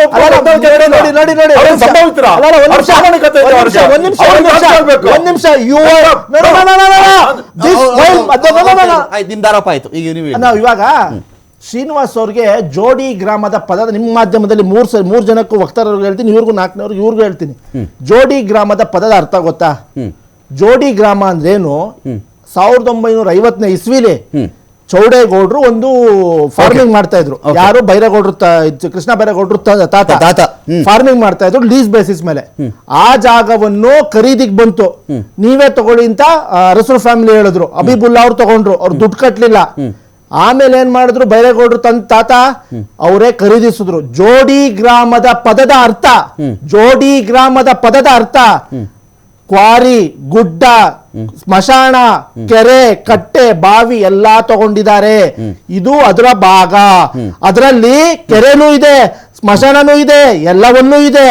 ಇವತ್ತು ಕೂಡ ಗರುಡನ ಪಾಳ್ಯದಲ್ಲಿ ಇರೋದು ಒಂದೇ ಮನೆ. ಆ ಮನೆಯ ಪಕ್ಕದಲ್ಲೇ ಒಂದು ಕೆರೆ ಇದೆ. ಇವತ್ತು ಕೆರೆ ಇದೆ. ನಿಮ್ಮ ಅಶೋಕ್ ಅವ್ರಿಗೆ, ಅಶ್ವಥ್ ನಾರಾಯಣ ಅವ್ರಿಗೆ, ಚಲವಾದಿ ನಾರಾಯಣ ಸ್ವಾಮಿ ಅವ್ರಿಗೆ ಯಾರು ದಾಖಲಾತಿ ಕೊಟ್ಬಿಟ್ರು, ಓಪನ್ ಚಾಲೆಂಜ್ ಹಾಕಿದ್ರು. ಇದೇ ಕೃಷ್ಣ ಬೈರೇಗೌಡರು. ದಮ್ಮು ತಾಕತ್ತಿದ್ರೆ ಬನ್ನಿ ಗರುಡ ಪಾಳ್ಯಕ್ಕೆ, ನಿಮ್ಮ ಅಧಿಕಾರಿಗಳನ್ನ ಕರ್ಕೊಂಡ್ಬಂದು ಅಳಿಸಿ ಅಂದ್ರು. ಇಲ್ಲಿವರೆಗೂ ಹೋಗಿದ್ದಾರೆ ಅಧಿಕಾರಿಗಳು. ಸುಮ್ಮನೆ ಮಾಧ್ಯಮದ ಮುಂದೆ, ಕ್ಯಾಮ್ರಾ ಮುಂದೆ ನಿಂತ್ಕೊಂಡ್ಬಿಟ್ರು. ಕೃಷ್ಣ ಬೈರೇಗೌಡರು ಹೊಡ್ಕೊಂಡ್ಬಿಟ್ರು. ಕೃಷ್ಣ ಮಾತಾಡ್ಬೇಕಂಡ್ರಿ, ಫ್ಯಾಕ್ಟ್ ಇಟ್ಕೊಂಡು ಮಾತಾಡ್ಬೇಕು. ದಾಖಲಾತಿ ತೋರಿಸಿ. ಕೃಷ್ಣ ಬೈರೇಗೌಡರು ಇವತ್ತನ್ನ ಒಂದಿಂಚ್ ಮಾತಾಡ್ಬಿಟ್ಟು I will quit the politics, I am giving open challenge, I am giving open challenge. ಒಂದು ಕೆರೆ ಒಂದಿಂಚ್ ಹೊಡೆದಿದ್ರೆ ಇವತ್ತು ನಾನು ರಾಜಕೀಯದಿಂದ ನಿವೃತ್ತಿ ತಗೊಂಡ್ಬಿಡ್ತೀನಿ. ಆ ಮನುಷ್ಯ ಬದ್ಧತೆಯಿಂದ ಬಾಳ್ತಿದ್ದಾನೆ. ಒಂದು ಚೂರು ಇಂಚು ನೀರು ಆ ಕಡೆ ಹೋಗಿಲ್ಲ. ನಾನು ಆ ಕೆರೆ ನೋಡಿದ್ವಿ, ಸುಮ್ಮನೆ ಗಾಳಿ ಗುಂಡು ದಯವಿಟ್ಟು. ನಾನು ಇಲ್ಲಿ 1 ನಿಮಿಷ ಶಶಿ, ಇಲ್ಲಿ ಏನಾಗಿದೆ ಗೊತ್ತಾ? ಇಲ್ಲಿ ಈಗ ಬೈರೇಗೌಡ ಅದೊಂದು ಮಾತಾಯಿತು. ಈಗ ಜೋಡಿ ಗ್ರಾಮ 14 ಎಕರೆ ಹೊಡೆದಿದ್ದಾರೆ ಅಂತ. ಅದು ಯಾರು? ಬಂಗಾರಪೇಟೆ ಅವರೇನ್ರಿ, ಅವ್ರು ಶಾಸಕರಾದ್ರೆ ಬಂಗಾರಪೇಟೆ 21 ಎಕರೆ. ಇದೆಲ್ಲ ವಿಷಯ ಬಂತು. ಇವರು ಮತ್ತು ಸದನದಲ್ಲಿ ಹೇಳಿದ್ದು ಏನು ಅಂದರೆ, ಇಡೀ ವಿಚಾರಕ್ಕೆ ಸಂಬಂಧಪಟ್ಟಂತೆ ಯಾರು ಬೇಕಾದ್ರೂ ಬನ್ನಿ, ನನಗೆ ಒಂದೇ 1 ಮಿಲಿಮೀಟರ್ ಬೇಡ ಅದರಲ್ಲಿ. 1 ಮಿಲಿಮೀಟ್ರ್ ನನಗೆ ಬೇಡ. ನಾನು ಇದನ್ನು ಎಲ್ಲರೂ ಮುಕ್ತವಾಗಿ ಕರಿತಿದ್ದೀನಿ. ಲೋಕಾಯುಕ್ತಕ್ಕೆ ಒಂದು ವೇಳೆ ನಾವು ಕೊಟ್ಟುಬಿಟ್ರೆ, ಸರ್ಕಾರ ನಮ್ಮದಿದೆ, ಪ್ರಭಾವ ಬೀರ್ಬಿಡ್ತೀನಿ, ನಿಮ್ಗೆ ಅನುಮಾನ ಇದ್ದರೆ ನಿಮಗಿಷ್ಟವಾದ ನ್ಯಾಯಮೂರ್ತಿಗಳ ನೇತೃತ್ವದಲ್ಲಿ ಒಂದು ತನಿಖೆನೂ ನಡೆದೋಗ್ಬಿಡ್ಲಿ, ನಾನು ರೆಡಿ ಅಂತಲೂ ಅವರು ಒಂದು ಮಾತು ಕೊಟ್ಟಿದ್ದಾರೆ. ಇದ್ರ ಬಗ್ಗೆ ನಾಳೆ ದಿನ ಈ ಫ್ಯಾಕ್ಟ್ ಫೈಂಡಿಂಗ್ ಕಮಿಟಿ BJPದು, ನೀವು ಅಲ್ಲಿ ಹೋಗಿ ಚರ್ಚೆ ಮಾಡಿ. ಅಕಸ್ಮಾತ್ ಕೃಷ್ಣ ಬೈರೇಗೌಡರು ನುಂಗಿದ್ರಾ, ರಾಜ್ಯದ ಮುಂದೆ ನಿಂತ್ಕೊಂಡು ಬಹಿರಂಗ ಘೋಷಣೆ ಮಾಡಿ. ಇಲ್ಲದೆ ಇದ್ರೆ ಅದೇನು ನಡೆದಿದೆ ಸತ್ಯ ಆದ್ರೆ ನಮಗೂ ಕಮಿಟಿ ಮಾಡಿದಾರಲ್ಲ, ಪ್ಲೀಸ್ ಹೋಗ್ಲಿ ಎಲ್ಲಿಗೂ. ಓಕೆ, ನಾನು ಬರ್ತೀನಿ. ಶಶಿ ಈಗ ಏನು ಮಾಡೋಣ? ಶಶಿ ಈಗ ಇಲ್ಲಿ ಬರ್ತಿರೋದು ವಿಷಯ ಇಷ್ಟೇ. ಇದೇ ಯಾವ ಸ್ಲಮ್, ಕೊಳಗೇರಿನೋ, ಫಕೀರ್ ಲೇಔಟೋ ಏನು ಬೇಕಾದ್ರೂ ಕರ್ಕೊಳ್ಳಿ. ಇಲ್ಲಿ ಮುಸ್ಲಿಮರು ಇರದೇ ಇದ್ದಿದ್ರೆ ಇಷ್ಟು ಬೇಗ ಮನೆಗಳ ವಿತರಣೆಗೆ ತರಾತುರಿ ಟೇಪುಗಳೆಲ್ಲ ಆಚೆ ಬರ್ತಿರ್ಲಿಲ್ಲ, ಮೆಜರ್ಮೆಂಟ್ ಟೇಪ್ಗಳು ಆಚೆ ಬರ್ತಿರ್ಲಿಲ್ಲ, ಮನೆ ಕಸ ಗುಡಿಸ್ಬಿಟ್ಟು ಮನೆಗಳ ಅಲಂಕಾರ ಮಾಡ್ಬಿಟ್ಟು ಅದು ರೆಡಿ ಆಗ್ತಿರ್ಲಿಲ್ಲ ಅಂತ. ನಿಜನಾ ಇದು? ಒಂದು ಪಕ್ಷದಲ್ಲಿ ನಿಜಾನೂ ಇರಬಹುದು. ಆದ್ರೆ ವಿಜಯ್ ಪಿಣರಾಯಿ ಅವರು ಏನು ಟ್ವೀಟ್ ಮಾಡಿದ್ರು ಅಲ್ಲಿಂದ ಶುರುವಾಗಿರತಕ್ಕಂಥದ್ದು ಕಾನ್ಸ್ಪಿರಸಿ. ಇವರು ಸಾಕಷ್ಟು ಸ್ಲಮ್ಗಳನ್ನು ಹೊಡೆದಿದ್ದಾರೆ. ಕೊಡ್ಬೇಕಾಗಿತ್ತ ಕಾಂಗ್ರೆಸ್ ಮುಸ್ಲಿಂ ಅವ್ರು ಮಾಡೋದು ಇಲ್ಲ ಬಿಡಿ. ಅನ್ಯಾಯ ಮಾಡೋದ್ರಿಂದ ಬೆನಿಫಿಟ್ ಜಾಸ್ತಿನೇ ಮಾಡ್ಕೊಡ್ತಾರೆ. ಅರ್ಹರಿಗೆ ಮಾಡ್ಕೊಡ್ಲಿ ಅನ್ನೋದೇ ನಮ್ಮ ವಾದ ಇರ್ಬೋದು. ಆದ್ರೆ ನಮ್ಮ ಕೆ.ಸಿ. ವೇಣುಗೋಪಾಲ್ ಅವರು ಹೇಳಿದ ತಕ್ಷಣ ಅವರು ಚುರುಕಾದ್ರು, ಕಿವಿಗಳು ಚುರುಕಾದ್ರು. ಡಿ.ಕೆ. ಶಿವಕುಮಾರ್ ಅವರು ಹೋದ್ರು, ಎಲ್ಲರೂ ಹೋದ್ರು, ಅದನ್ನು ಚೆಕ್ ಮಾಡ್ತಾ ಇದ್ದಾರೆ. ಅವರು ಪುನರ್ವಸತಿ ಕಲ್ಪಿಸ್ಕೊಟ್ಟೇ ಕೊಡ್ತಾರೆ, ಅದರಲ್ಲೇನು ನೋ ಡೌಟ್. ಅವ್ರು ಕೊಟ್ಟೇ ಕೊಡ್ತಾರೆ. ಯಾಕಂದ್ರೆ ಅವ್ರು ವೋಟ್ ಬ್ಯಾಂಕ್ ಇರೋದ್ರಿಂದ ಅವ್ರು ವೋಟ್ ಬ್ಯಾಂಕ್ಗಳಿಗೆ ಏನು ಕೊಡಬೇಕೋ ಅದನ್ನ ಕೊಟ್ಟೇ ಕೊಡ್ತಾರೆ. ಅವ್ರ ಆರ್ಟಿಕಲ್ 21 ಬಗ್ಗೆನೇ ಉಲ್ಲೇಖ ಮಾಡಿದ್ರು, ಎಲ್ಲರಿಗೂ ಕೊಡಬೇಕು ಅಂತ. ನಾನು ಅದನ್ನೇ ಅವ್ರಿಗೆ ಉಲ್ಲೇಖ ಇನ್ನೊಂದ್ಸರಿ ಹೇಳ್ತೀನಿ. 2015ರಲ್ಲಿ ಇವರೇ 1 ಲಕ್ಷ ಮನೆಗಳು ಅಂತ ಹೇಳಿ 1 BHK 2 BHK ಅಂತ ಹೇಳಿ ಎಲ್ಲರಿಗೂ ಬೆಂಗಳೂರಿನಲ್ಲಿ ಆಸೆ ಹುಟ್ಟಿಸಿದ್ರು. ಇಲ್ಲಿ ಕಟ್ತಾ ಇದೀವಿ, ಅಲ್ಲಿ ಕಟ್ತಾ ಇದೀವಿ. ಇದುವರೆಗೂ ಎಷ್ಟು ಮನೆ ಕೊಟ್ಟಿದ್ದೀರಾ? ಅರ್ಹ ಫಲಾನುಭವಿಗಳು ಇನ್ನೂ ಕಾಯ್ತಾ ಇದಾರಲ್ಲ. 2015 26ಕ್ಕೆ ಬಂದಿದ್ದೀವಿ, ಇದುವರೆಗೂ ಕೊಟ್ಟಿಲ್ಲ. ನಾನೇ ನಿಮ್ಗೆ ಉಲ್ಲೇಖ ಮಾಡಿದೆ, ಇಲ್ಲಿ 400 ಮನೆಗಳನ್ನ ಇನ್ನೂ ಕಂಪ್ಲೀಟ್ ಮಾಡಿಕೊಟ್ಟಿಲ್ಲ. ಇನ್ನು 400 ಮನೆಗಳನ್ನ ಆ ಸೈಟ್ ಗಳನ್ನ ಈ ಮನೆಗಳು ಕೀ ತಗೊಂಡು ಒಳಗಡೆ ಹೋಗೋದು ಮಾತ್ರ ಬಾಕಿ ಇರ್ತಾರೆ. ರೆಡಿ ಆಗಿರೋ ಮನೆಗಳಿವು. ಈಗ ಇವ್ರು ಕೊಡೋದು ಕೀ ತಗೊಂಡು ಓಪನ್ ಮಾಡಿದ್ರೆ ಅಷ್ಟು ವರ್ಷಗಳಿಂದ ಅರ್ಹ ಫಲಾನುಭವಿಗಳು ಕಾಯ್ತಾ ಇದಾರಲ್ಲ ಅಪ್ಲಿಕೇಶನ್ ಹಾಕೊಂಡು, ಅವ್ರಿಗೆಲ್ಲೋ ಅನ್ಯಾಯ ಆಗುತ್ತೆ. ಆ ಒಂದು ಯಾವ ತರ ಇದಕ್ಕೆ ಉತ್ತರ ಬೇಕು. 165 ಇವ್ರು ಚಿಲ್ಲರೆ ಜನ, ಬೆಂಗಳೂರು 13,000 ಚಿಲ್ಲರೆ ಜನಗಳಿಗೆ ಮನೆ ಕೊಡಬೇಕು. ಈಗ ಇವ್ರ ಕ್ಯೂನಲ್ಲಿ ಈ ಕ್ಯೂ ನಿಂತಿದಾರಪ್ಪ ಇವರೆಲ್ಲರೂ ಈ 167 250 ಜನ ಎಲ್ಲರೂ ಕ್ಯೂನಲ್ಲಿ ಮುಂದಕ್ಕೆ ಹಾಕೊಂಡ್ಬಿಟ್ಟಿವರು. ಮುಂದೆ ನಿಂತ್ಕೊಂಡು ಮನೆ ತಗೊಂಡ್ಬಿಟ್ರೆ ಹಿಂದೆ ಕಾಯ್ತಾ ಇರೋರು ಏನ್ ಮಾಡಬೇಕು? ಈ ಪ್ರಶ್ನೆ ನಮ್ಮ ಮುಖ್ಯಮಂತ್ರಿಗಳಿಗೂ DCM ಅವ್ರಿಗೂ ಜಮೀರ್ ಅವ್ರಿಗೆ ಮಾಧ್ಯಮದವ್ರು ಕೇಳಿದ್ರು, ಇದು ತಾರತಮ್ಯ ಆಗ್ತಿದೆ ಅಂತ. ಅವರು ಹೇಳಿದ್ದಾರೆ, ಇದು ಈ ಇನ್ಸಿಡೆಂಟ್ ಆಗಕ್ ಮುಂಚೆನೆ ಒಂದು ಮಾಧ್ಯಮ ಪ್ರಕಟಣೆ ಬಿಡುಗಡೆ ಮಾಡಿದ್ರು ಜಮೀರ್ ಅವರು. ಹುಬ್ಳಿಲಿ ಒಂದು ದೊಡ್ಡ ಫಂಕ್ಷನ್ ಮಾಡ್ತಿದ್ದಾರೆ ಸರ್. ಹುಬ್ಳಿಲಿ ಒಂದು ಮತ್ತೆ ಬೆಂಗಳೂರಲ್ಲಿ ಒಂದು ಫಂಕ್ಷನ್ ಮಾಡ್ತಿದ್ದಾರೆ. KR ಪುರಂ ಅಲ್ಲಿ, ದೇವನಹಳ್ಳಿಲಿ, ಮತ್ತೆ ಇದು ಹೆಸರುಘಟ್ಟ ಸೈಡ್ ಅಲ್ಲಿ ಏನು ವರ್ಕ್ ಇನ್ ಪ್ರೋಗ್ರೆಸ್ ಮನೆ ಇದೆಯೋ, ಜನವರಿ ಮತ್ತೆ ಫೆಬ್ರವರಿಲಿ ಅವ್ರಿಗೆ ನಾವು ವಿತರಣೆ ಮಾಡ್ತಾ ಇದೀವಿ ಅಂತ ಹೇಳಿದ್ದಾರೆ. ಆ ಒಂದು ದಾಖಲೆನುವೆ ನಾಳಿದ್ದು ಅವರು ಬಿಡುಗಡೆ ಮಾಡ್ತಿದ್ದಾರೆ. ಇದರೊಂದಿಗೆ ಎಷ್ಟು ಜನಕ್ಕೆ ನಾವು ಕೊಡ್ತಾ ಇದೀವಿ ಅಂತ ಒಂದು ದಾಖಲಾತಿಗಳನ್ನ ಜಮೀರ್ ಅವರು ಬಿಡುಗಡೆ ಮಾಡ್ತಾರೆ ಸರ್. ಆ ಮಾಹಿತಿಯನ್ನು ಮಾಧ್ಯಮಗೋಷ್ಠಿಯಲ್ಲಿ ಹಂಚಿಕೊಂಡಿದ್ದಾರೆ ಸರ್. ಶ್ರೀನಿವಾಸ್ ಅವರು, ಈಗ ನಿಮ್ಮ ವಾದ, ನೀವೇ ಕಾಂಗ್ರೆಸ್ನವ್ರಿಗೆ ಮುಸ್ಲಿಂ ಮತ ಬ್ಯಾಂಕನ್ನು ಗಟ್ಟಿಗೊಳಿಸ್ತಾ ಇದ್ದೀರಾ BJP ಅವರು ಅಂತ. ಈ ಕನ್ಸಾಲಿಡೇಷನ್ ಅಂತಾರೆ, ಸೆಗ್ರಿಗೇಷನ್ ಇದೆಯಲ್ಲ, ಮುಸ್ಲಿಮರಲ್ಲೇ ಒಂದಷ್ಟು ಮತಗುಂಪುಗಳ ನಡುವೆ ಒಂದಷ್ಟು ವಿಭಜನೆಗಳಿತ್ತೇನೋ, ಒಂದಷ್ಟು ಜನ ಬೇರೆ ಪಕ್ಷಕ್ಕೆ ಓಟ್ ಹಾಕೋರಿದ್ರೇನೋ, ನೀವೇ ಮುಸ್ಲಿಮರಿಗೆ ಮನೆ ಕೊಡ್ತಾ ಇದ್ದಾರೆ, ಮುಸ್ಲಿಮರು ಮನೆ ಕೊಡ್ತಾ ಇದ್ದಾರೆ ಅಂತ ಹೇಳಿ ಅವ್ರ ಪಕ್ಷದ ಪರವಾಗಿ ನೀವು ಕೆಲಸ ಮಾಡ್ತೀರ ಅಂತ ಒಂದು ಅರ್ಥಾತ್. ಇನ್ನೊಂದು ಅದು other side of the story ಹೇಳ್ತೀನಿ. ಇನ್ನೊಂದೇನು ಅಂತ ಹೇಳಿದ್ರೆ, ಇದರಿಂದ ನಮಗೆ ಹಿಂದೂಗಳ ಮತಗಳೆಲ್ಲವೂ ಕೃಷ್ಣ ಬೈರೇಗೌಡ ಕ್ಷೇತ್ರದಲ್ಲೋ, ಈ ಕೋಗಿಲಲ್ಲೋ, ಇನ್ಯಾವುದೋ ಬಾಗಿಲಲ್ಲೋ ಗೊತ್ತಿಲ್ಲ ನನಗೆ, ಇಲ್ಲ ನಮ್ಮ ಕಡೆ ಬಂದ್ಬಿಡುತ್ತೆ ಅನ್ನೋ ಅಂದಾಜ್ ಮೇಲೆ ಈ ಕೆಲಸ ಮಾಡ್ತಿದ್ದೀರಾ ನೀವು? ಖಂಡಿತ. ಯಾಕೆಂದರೆ ನೀವು ಇದುವರೆಗೂ ಇನ್ ಫ್ಯಾಕ್ಟ್ ಫೈಂಡಿಂಗ್ ಕಮಿಟಿ ಅನ್ನೋ ವರ್ಡ್ ಬಂದಿರೋದು ನಿಮ್ಮ ಪಾರ್ಟಿ ಕಡೆಯಿಂದ. ಈ ಎಲ್ಲಾದರೂ ಈ ರಿಲಿಜಿಯಸ್ ಸೆನ್ಸಸ್ ಇದ್ದರೆ ಮಾತ್ರ ನೀವು ಹೋಗೋದು. ಧರ್ಮಗಣತಿ ಎಲ್ಲನ ಅವಶ್ಯಕತೆ ಬಿದ್ದಾಗ ಮಾತ್ರ ನೀವು ಎಂಟ್ರಿ ಆಗ್ತೀರ ಹೊರತು ಇನ್ನೇನು ಕೇಸ್ ಆದರೂ ಇರಲಿ ನಿಮ್ಮ ಫ್ಯಾಕ್ಟ್ ಫೈಂಡಿಂಗ್ ಉಸಿರೇ ಆಡಲ್ಲ ಅಲ್ಲಿ. ಖಂಡಿತ ಅಲ್ಲ ರಮಕಾಂತ್. ನಾನು ಓಪನಿಂಗ್ ಸ್ಟೇಟ್ಮೆಂಟ್ ಅಲ್ಲಿ ನಿಮ್ಗೆ ಹೇಳಿದೆ, ನಾನು ಅರ್ಹ ಫಲಾನುಭವಿಗಳಿಗೆ ಕೊಡ್ಲಿ ಅಂತ. ನಾನು ಹಿಂದೂ ಮುಸ್ಲಿಂ ಅಂತ ಹೇಳಿದ್ನ? ಇಲ್ಲೂ ಅದೇನ ನಮ್ಮ ಸ್ಟ್ಯಾಂಡ್. ನಾನು ನೆತ್ತಿಗೊಂದು ಸುರು, ಕೃಷಿಗೊಂದು ಭೂಮಿ ಅಂತ ನಾನು ಹೇಳಿದೆ. ನಮ್ಮ ಅಂತ್ಯೋದಯದ ನಾನು ಹೇಳಿದೆ. ನಾನು ಹೇಳ್ತಾ ಇರೋದು, ದಯಾನಂದ್ ಅವ್ರು ಬೆಂಗಳೂರು ಕಮಿಷನರ್ ಆಗಿದ್ದಾಗ, ಪೊಲೀಸ್ ಕಮಿಷನರ್ ಆಗಿದ್ದಾಗ ಸರ್ಕಾರಕ್ಕೆ ಒಂದು ವರದಿ ಕೊಡ್ತಾರೆ. ಬೆಂಗಳೂರಲ್ಲಿ ಭಯೋತ್ಪಾದನೆ ಕೇಂದ್ರಗಳಿಗೆ ಸಂಬಂಧಪಟ್ಟ ಹಾಗೆ ಸ್ಲೀಪರ್ ಸೆಲ್ಸ್ 3 ಕಡೆ ಇದೆ ಅಂತ. ಒಂದು ನಾಗರಬಾವಿದು ಹೇಳ್ತಾರೆ, ಇನ್ನೊಂದು ಮಹದೇವಪುರದ ಒಂದು ಸ್ಲಮ್ ಹೇಳ್ತಾರೆ, ಇನ್ನೊಂದು ಈ ಕೋಗಿಲ್ದು ಹೇಳಿರ್ತಾರೆ ಅವರು. Okay. ಆ ರಿಪೋರ್ಟ್ ಅಧಿಕೃತವಾಗಿ ಸರ್ಕಾರ ಕೊಟ್ಟಿದ್ದಾರೆ. ಇಂಥ ಒಂದು ರಾಷ್ಟ್ರದ ಭದ್ರತೆಗೆ ಒಂದು ಥ್ರೆಟ್ ಇರೋಂಥ ಕಡೆಗೆ ಇವರು ಅಲ್ಲಿ ಮನೆಗಳನ್ನ ಕಟ್ಸ್ಕೊಡೋದು, ಆಮೇಲೆ ಎಲ್ಲೆಲ್ಲಿಂದನೋ ಜನ ಬಂದು ಅಲ್ಲಿ ಕುಳಿತುಕೊಳ್ಳೋದು, ಇದು ಎಷ್ಟು ನಮ್ಮ ದೇಶಕ್ಕೆ ಸೇಫ್ಟಿ? Valid point. ಎಷ್ಟು ಸೇಫ್ಟಿ ಇದು? Valid. ನಾವು ರಾಜಕಾರಣ ನಮ್ಮನ್ನು ಕಿತ್ತಾಡೋಣ, ಕಾಂಗ್ರೆಸ್ ಬಿಜೆಪಿ ನಾವು ಕಿತ್ತಾಡೋಣ, ಖಂಡಿತ ಅದು ಫೇರ್, ನಾವು ಪ್ರಜಾಪ್ರಭುತ್ವದಲ್ಲಿ ನಾವು ಮಾಡ್ಕೊಳ್ಳೋಣ. ಆದ್ರೆ ರಾಷ್ಟ್ರೀಯ ಸುರಕ್ಷತೆ ವಿಷಯ ಬಂದಾಗ ನಾವೆಲ್ಲ ಒಂದಾಗ್ಬೇಕು. Okay. ನಿಮ್ಗೆ ಕೊಟ್ಟಿದ್ದಾರೆ ದಯಾನಂದ್, ನಿಮ್ ಸರ್ಕಾರದಲ್ಲೇ ಕೊಟ್ಟಿದ್ದಾರೆ, ಅದನ್ನು ಗಂಭೀರವಾಗಿ ಯಾಕೆ ಪರಿಗಣನೆ ಮಾಡ್ತಾ ಇಲ್ಲ ನೀವು? ಫೈನ್. ನಾನು ನಿಮ್ಗೆ ಕೇಳ್ಬಿಡ್ತೀನಿ, ಇದಕ್ಕೆ ಬಗ್ಗೆ ಕೇಳ್ಬಿಡ್ತೀನಿ. ಈಗ ಈತ ರಾಷ್ಟ್ರದ ಭದ್ರತೆಗಿದೆ, ಸ್ಲೀಪರ್ ಸೆಲ್ಸ್ ಇರಬಹುದು ಅಂದಾಗ ಇದನ್ನ ಅದು ಯಾವ ಠಾಣೆ ವ್ಯಾಪ್ತಿಗೆ ಬರುತ್ತೆ ಕಶ್ಯಪ್ ಅವರ? ಈ ಕೋಗಿಲು ಯಾವ ಪೊಲೀಸ್ ಠಾಣೆ ವ್ಯಾಪ್ತಿಗೆ ಬರುತ್ತೆ? ಯಲಹಂಕ. ಆಯ್ತಪ್ಪ, ಯಲಹಂಕ ಸುತ್ತಮುತ್ತ ಯಲಹಂಕ ಪೊಲೀಸರು ಬಂದು ಈ ಸ್ಲೀಪರ್ ಸೆಲ್ಸ್ನ ಹುಡುಕ್ತಾರೋಲ್ಲ ನಮಗೆ ಗೊತ್ತಿಲ್ಲ.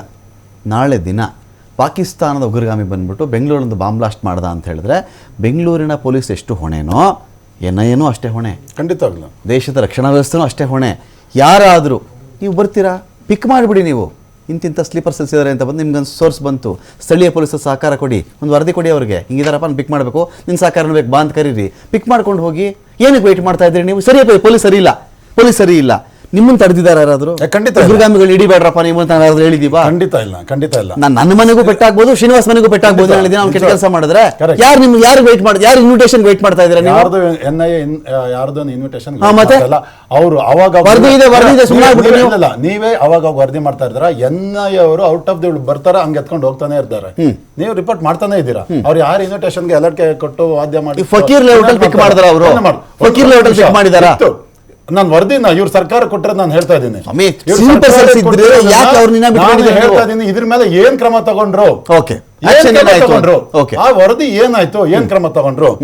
ಒಂದು ಎರಡನೇದು, ನಮ್ ಕೃಷ್ಣ ಬೈರೇಗೌಡರ ಬಗ್ಗೆ ಬಹಳ ಗಟ್ಟಿ ಧ್ವನಿನಲ್ಲಿ ಇವ್ರು ಹೇಳಿದ್ರು, ಈಗ 3 ಕೇಸಲ್ಲಿ ಸಿದ್ದರಾಮಯ್ಯ ಅಕ್ರಮ ಸೈಟ್ ತಗೊಂಡ್ರು, ಕದ್ಮಾಲ್ ಸಿಕ್ತಂತ ವಾಪಸ್ ಕೊಟ್ರು. ಅಲ್ಲಿ ಬೆಳಗಾವಿನ ಅಧಿವೇಶನದಲ್ಲಿ ಭಾರತೀಯ ಜನತಾ ಪಕ್ಷದ ನಾಯಕರು ಈ ಇಶ್ಯೂನ ರೈಸ್ ಮಾಡೋರ್ಗು ಪ್ರಾಮಾಣಿಕತೆಯಿಂದ ಇರುವಂತ ಬೈರೇಗೌಡರು ಏನಕ್ಕೆ ಸರೆಂಡರ್ ಮಾಡ್ಲಿಲ್ಲ? ಯಾಕೆ ಭಾರತೀಯ ಜನತಾ ಪಕ್ಷದವ್ರು ಬೆಳಗಾವಿ ಅಧಿವೇಶನದಲ್ಲಿ ರೈಸ್ ಮಾಡಿದ್ಮೇಲೆ ಇವ್ರು ನಾನು ಬಿಟ್ಕೊಡ್ತೀನಿ ಅಂತ ಹೇಳಿದ್ರು? ನೋಡಿ, ಪ್ರಾಮಾಣಿಕತೆ ಮೇಲೆ ಪ್ರಶ್ನೆ ಹೇಳ್ಬಿಡ್ತೀನಿ, ಅದ್ರ ಮೇಲೆ ನೀವು ಬೇಕಾದ್ರೆ ಡಿಸ್ಪ್ಯೂಟ್ ಮಾಡ್ಬೋದು. ನಾನೇನು ಹೇಳ್ತಿದ್ದೀನಿ, ಇಲ್ಲಿ ಮುಡಾ ಕೇಸ್ ಬಂದಾಗ ಸಿದ್ದರಾಮಯ್ಯನವರಿಗೆ ಯಾರು ಕ್ಲೀನ್ ಚೀಟ್ ಕೊಟ್ಬಿಡ್ಲಿಲ್ಲ, ಡೇ 1ನಲ್ಲಿ ಯಾರು ಕ್ಲೀನ್ ಚೀಟ್ ಕೊಡಲಿಲ್ಲ.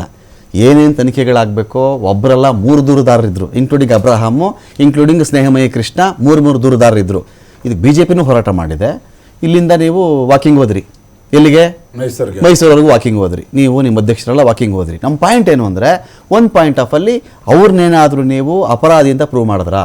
ಸಿದ್ದರಾಮಯ್ಯ ಅವ್ರನ್ನಾಗಲಿ ಅಪರಾಧಿ ಅಂತ ಪ್ರೂವ್ ಆಗ್ಬೇಕು. ನನಗೆ ಕೊಲೆ ಮಾಡಿಬಿಟ್ರು ಅವರು ಇವರು ಅಂತೆಲ್ಲ 100 ಜನ ಹೇಳ್ಬೋದ್ರಿ, ಅವನು ಕೊಲೆಗಾರ ಅಂತ ಪ್ರೂವ್ ಮಾಡಿ ಕೋರ್ಟೆ ಪ್ರೂವ್ ಮಾಡಬೇಕು. ಇಲ್ಲೂ ಅಷ್ಟೇ, ಇವ್ರ ಮೇಲೆ ತನಿಖೆ ಮಾಡಬೇಡಿ ಅಂತ ಇಲ್ಲಿ ಯಾರೂ ಹೇಳಿಲ್ಲ, ನಿಮ್ಮ ಪಕ್ಷದ ಕಡೆಯಿಂದ ಯಾರು ಅಲ್ಲಿ ಹೋಗಬೇಡಿ ಅಂತ ಹೇಳಿಲ್ಲ. ಒಬ್ಬರಾದ್ರೂ ದೂರು ಕೊಡ್ರಿ. ಇದಕ್ಕೆ ಸೆಷನ್ ಮಾತಾಡೋದು ಬೇರೆ, ಸಿದ್ದರಾಮಯ್ಯ ಮೇಲೆ ಮಾತಾಡಿ ಸುಮ್ಮನೆ ಆಗ್ಬಿಟ್ರೆ ನೀವು ವೇದಿಕೆ ಅಲ್ವಾ? ಸರಿ, ಐ ವ್ಯಾಲ್ಯೂಯೇಟ್, ನಾನು ಅದ್ರ ಬಗ್ಗೆ ತಕರಾರು ಮಾಡ್ತಿಲ್ಲ. ಇದ್ರ ಬಗ್ಗೆ ನೀವು ನಾಳೆ ಕಂಪ್ಲೇಂಟ್ ಮಾಡ್ರಿ, ಕೃಷ್ಣ ಬೈರೇಗೌಡರ ಮೇಲೆ ದೂರು ಕೊಡಿ, ಈ ಥರ ಜಮೀನು ಕಬಳಿಸಿದ್ದಾರೆ ಅಂತ ಹೇಳ್ರಿ. ಏನು ತನಿಖೆ ಮಾಡದೆ ಬರೀ ಕ್ಯಾಮ್ರಾಗಳ ಮುಂದೆ ಮಾತಾಡೋದು ಏನು ಪ್ರಯೋಜನ ಆಗಲ್ಲ ನನ್ನ ವಾದ. ನಾನು ಕೇಳಿದ್ದೆ, ಶಶಿ ಈಗ ಈ NIA ಅಂತೆಲ್ಲ ಬಂತು, ಸ್ಲೀಪರ್ ಸೆಲ್ಸ್ ಇದ್ದಾರೆ ಅಂತ ಹೇಳಿ ದಯಾನಂದ್ ಸರ್ ಅವರು ಇದ್ದಾಗಲೇ ವರದಿ ಕೊಟ್ಟಿದ್ದು ಅಂತ ಅವರು ಉಲ್ಲೇಖ ಮಾಡಿದ್ರು. ಈ ವಿಚಾರಕ್ಕೆ ಸಂಬಂಧಪಟ್ಟ ಆಕ್ಷನ್ ಯಾರ ಕಡೆಯಿಂದ ಆಗಬೇಕು? ಹೋಮ್ ಮಿನಿಸ್ಟರ್ ಆಗಬೇಕು, ಸೆಂಟ್ರಲ್ ಹೋಮ್ ಮಿನಿಸ್ಟರ್ ಆಗಬೇಕು. ಅದನ್ನ ಕ್ರಮ ತಗೊಬಹುದು. ಅವ್ರ ಹೋಮ್ ಮಿನಿಸ್ಟರ್ ಕಡೆಯಿಂದ ಯಾವ ನಿರ್ದೇಶನಗಳನ್ನು ಕೊಡಬಹುದು. ಭಯೋತ್ಪಾದನೆ ವಿಚಾರ, ಕರ್ನಾಟಕ ಸರ್ಕಾರಕ್ಕೂ ಸಹ ಎಷ್ಟು ಹೊಣೆ ಇದೆಯೋ ಪೊಲೀಸ್ ಇದ್ರ ಮೇಲೆ ಹಿಡಿತಾ ಇದೆಯೋ, ಕೇಂದ್ರ ಸರ್ಕಾರಕ್ಕೂ ಅಷ್ಟೇ ಹಿಡಿತಾ ಇರುತ್ತೆ. ಅವ್ರ ಇಬ್ಬರನ್ನು ಸಮನೋಚಿತವಾಗಿ ಮಾಡ್ಬೇಕಂದ್ರೆ IPS ಗಳ ಅಂಡರ್ ಅಲ್ಲಿ ನಮ್ಮ ಪೊಲೀಸ್ ಸಿಸ್ಟಮ್ ನಡೀತಾ ಇರುತ್ತೆ. IPS ನ ನಿರ್ವಹಣೆ ಮಾಡುತ್ತಾ ಯಾರು? ಕೇಂದ್ರ ಸರ್ಕಾರ ನಿರ್ವಹಣೆ ಮಾಡತಕ್ಕಂಥದ್ದು. ಅಲ್ಲಿ ಪೋಸ್ಟಿಂಗ್ ಆಗ್ಲಿ, ಇನ್ನೊಂದು ಮತ್ತೊಂದು ಪ್ರಾಧಿಕಾರ ಎಲ್ಲ ಇರತಕ್ಕಂಥದ್ದು, ಹಿಡಿತಾ ಇರತಕ್ಕಂಥದ್ದು ಕೇಂದ್ರ ಸರ್ಕಾರದಿಂದಲೇ. ಇವ್ರು ಅದು ಹೇಳೋದೇ ತಪ್ಪು. ಇವ್ರು ವರದಿ ಕೊಟ್ರು, ನಾವು ಅದನ್ನ ನೋಡಿ ಇವ್ರು ಏನ್ ಮಾಡಿದ್ರು ಅಂತ. ನೀವು ವರದಿ ತಗೊಂಡ ಇಲ್ಲಿನ ಒಂದು ವರದಿ ಕೊಟ್ಟ ಮೇಲೆ ಅಲ್ಲಿಗೂ ಒಂದು ವರದಿ ಹೋಗುತ್ತೆ ಹೋಮ್ ಮಿನಿಸ್ಟರ್ಗೆ. ಅಲ್ಲಿ ಇಂಟೆಲಿಜೆನ್ಸ್ ಇರುತ್ತೆ. ಇಂಟೆಲಿಜೆನ್ಸ್ ಅಂತ ಒಂದು ಸಿಸ್ಟಮ್ ಇದ್ಮೇಲೆ ಇಂಟೆಲಿಜೆನ್ಸ್ ಸಿಸ್ಟಮ್ ಅಲ್ಲಿ ಹೋಗುತ್ತೆ. ಅಲ್ಲಿನ ಕ್ರಮ ತಗೊಳ್ಬೇಕಾಗಿರ್ತಕ್ಕಂಥದ್ದು ಕೇಂದ್ರ ಸರ್ಕಾರ. ಕ್ರಮ ತಗೊಂಡು ಎಷ್ಟು ಜನ ಆಗುತ್ತೆ ಅಷ್ಟೇ ಎರಡೂ ನಮಗೆ ಎರಡು ಸಮಾನ ಅಂತ ನೋಡಿ. ಆಮ್ ಆದ್ಮಿ ಪಾರ್ಟಿ ಯಾವುದೇ ಒಕ್ಕೂಟದಲ್ಲಿಲ್ಲ, ಫೈಟ್ ಮಾಡ್ತಾ ಇಲ್ಲ. ಅಸಮರ್ಥ ಸರ್ಕಾರ, ಇಲ್ಲಿನ ಅಸಮರ್ಥರು. ಜೆಡಿಎಸ್ ಬಿಜೆಪಿ ಲೋಕಸಭೆ ವಿಧಾನಸಭೆ ಮಾತ್ರ ಮಾಡ್ಕೊಂತೀವಿ, ಸ್ಥಳೀಯ ಸಂಸ್ಥೆ ಮಾಡ್ಕೊಳ್ಳಲ್ಲ ಅಂತ ನಾವೇನ್ ಹೇಳಿಲ್ಲ. ಲೋಕಸಭೆಯಲ್ಲಿ ನಾವ್ ಇದ್ವಿ, ಲೋಕಸಭೆ ಮುಗಿದ ನಂತರ ನಾವು ನಿಲ್ಲೋದಿಲ್ಲ, ನಾವು ಪ್ರತ್ಯೇಕವಾಗಿ ಸ್ಪರ್ಧೆ ಮಾಡ್ತೀವಿ ಅಂತ ಹೇಳಿ ಎಲ್ಲಾ ಕಡೆ ಸ್ಪರ್ಧೆ ಮಾಡಿದ್ದೀವಿ. ಆ ರೀತಿ ತೋರಿಸ್ಕೊಂಡಿದ್ದೀವಿ ಸಹ. ಸೋತಿರ್ಬೋದು, ಆದ್ರೆ ಏನ್ ನಾವು ಇನ್ನು ಸತ್ತಿಲ್ಲ. ನಾವು ಸಹ ಜನರ ಜೊತೆಗೆ ಇರ್ತೀವಿ, ಜನರ ಜೊತೆ ಸಂಘಟನೆಯನ್ನು ನಾವು ರೂಪಿಸಿ ಮುಂದೊಂದು ದಿನ ನಾವು ನೋಡ್ತೀವಿ. ಈ ದೇಶದ ರಕ್ಷಣೆಗೆ, ಈ ದೇಶದ ನೆಲ, ಗಡಿ, ಜಲ ಇದಕ್ಕೆಲ್ಲ ರಕ್ಷಣೆಗೆ ನಾವು ಕಟಿಬದ್ಧವಾಗಿದ್ದೀವಿ.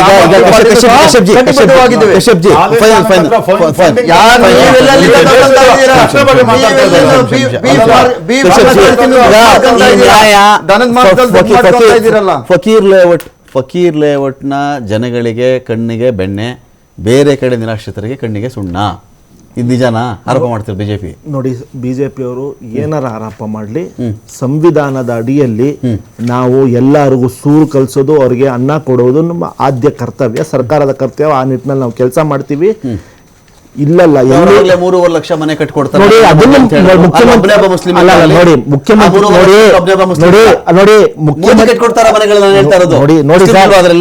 ಮುಖ್ಯಮಂತ್ರಿಗಳು ಹೇಳಿದ್ದಾರೆ ನಾವು ಎಲ್ಲರಿಗೂ ಸೂರು ಕೊಡ್ತೀವಿ ಅಂತ. ಆ ಬದ್ಧತೆ ಇದೆ ನಮ್ಗೆ. ಯಾಕಂದ್ರೆ ನಮ್ ಜವಾಬ್ದಾರಿ ಇದೆ, ನಾವು ಮಾಡೇ ಮಾಡ್ತೀವಿ. ಅದ್ರಲ್ಲಿ ಎರಡು ಮಾತಿಲ್ಲ. 3.5 ಲಕ್ಷ ಅಲ್ಲ, 5 ಲಕ್ಷ ಜನಕ್ಕೂ ನಾವು ಮನೆ ಕೊಟ್ಟೇ ಕೊಡ್ತೀವಿ. ಅದು ನಮ್ಮ ಕರ್ತವ್ಯ. ಮುಂದಿನ ದಿನಗಳಲ್ಲಿ ಮಾಡ್ತಾ ಹೋಗ್ತೀವಿ, ನಾವು ಮಾತಾಡಲ್ಲ. ಒಂದು ಇಂಪಾರ್ಟೆಂಟ್ ಪಾಯಿಂಟ್ ಹೇಳ್ಬಿಡ್ತೇನೆ ಲಾಸ್ಟ್. ರಾಜೀವ್ ಗಾಂಧಿ ವಸತಿ ನಿಗಮ ನಿಯಮಿತ ಜಮೀರ್ ಅಹಮದ್ ಖಾನ್ ಅವರ ಅಂಡರಲ್ಲಿ ಬರುತ್ತೆ. ನೀವು ನಾಳೆ ದಯವಿಟ್ಟು ನಮ್ಮ ಟೀಮ್ ಯಾರನ್ನಾದ್ರೂ ಟಿವಿಗಿಂದ ಫೈಂದ ಕಳಿಸಿ. ಹೈಯೆಸ್ಟ್ ಮನೆಗಳು ಕೊಟ್ಟಿರೋದು ಅದರಿಂದ ಮುಸಲ್ಮಾನರಿಗೆ. ನಾಳೆ ನನ್ನ ಡಿಬೇಟ್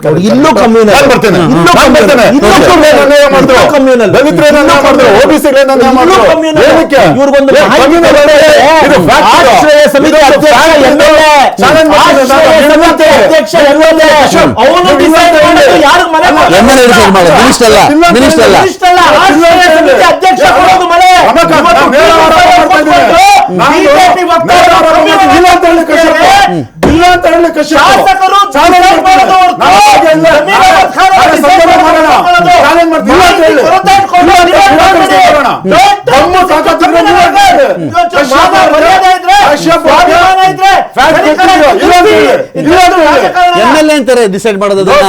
ರಾಷ್ಟ್ರೀಯ ಸಮಿತಿ ಅಧ್ಯಕ್ಷ MLA ಅಂತಾರೆ.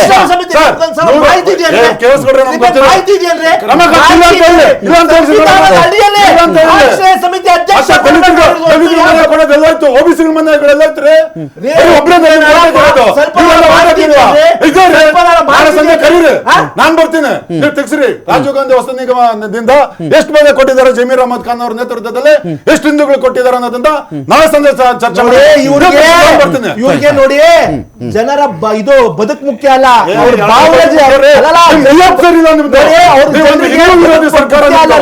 ಕಾಂಗ್ರೆಸ್ ಸರ್ಕಾರ ಮಾಹಿತಿ ಬಿಜೆಪಿ ವಕ್ತಾರರಿಗೆ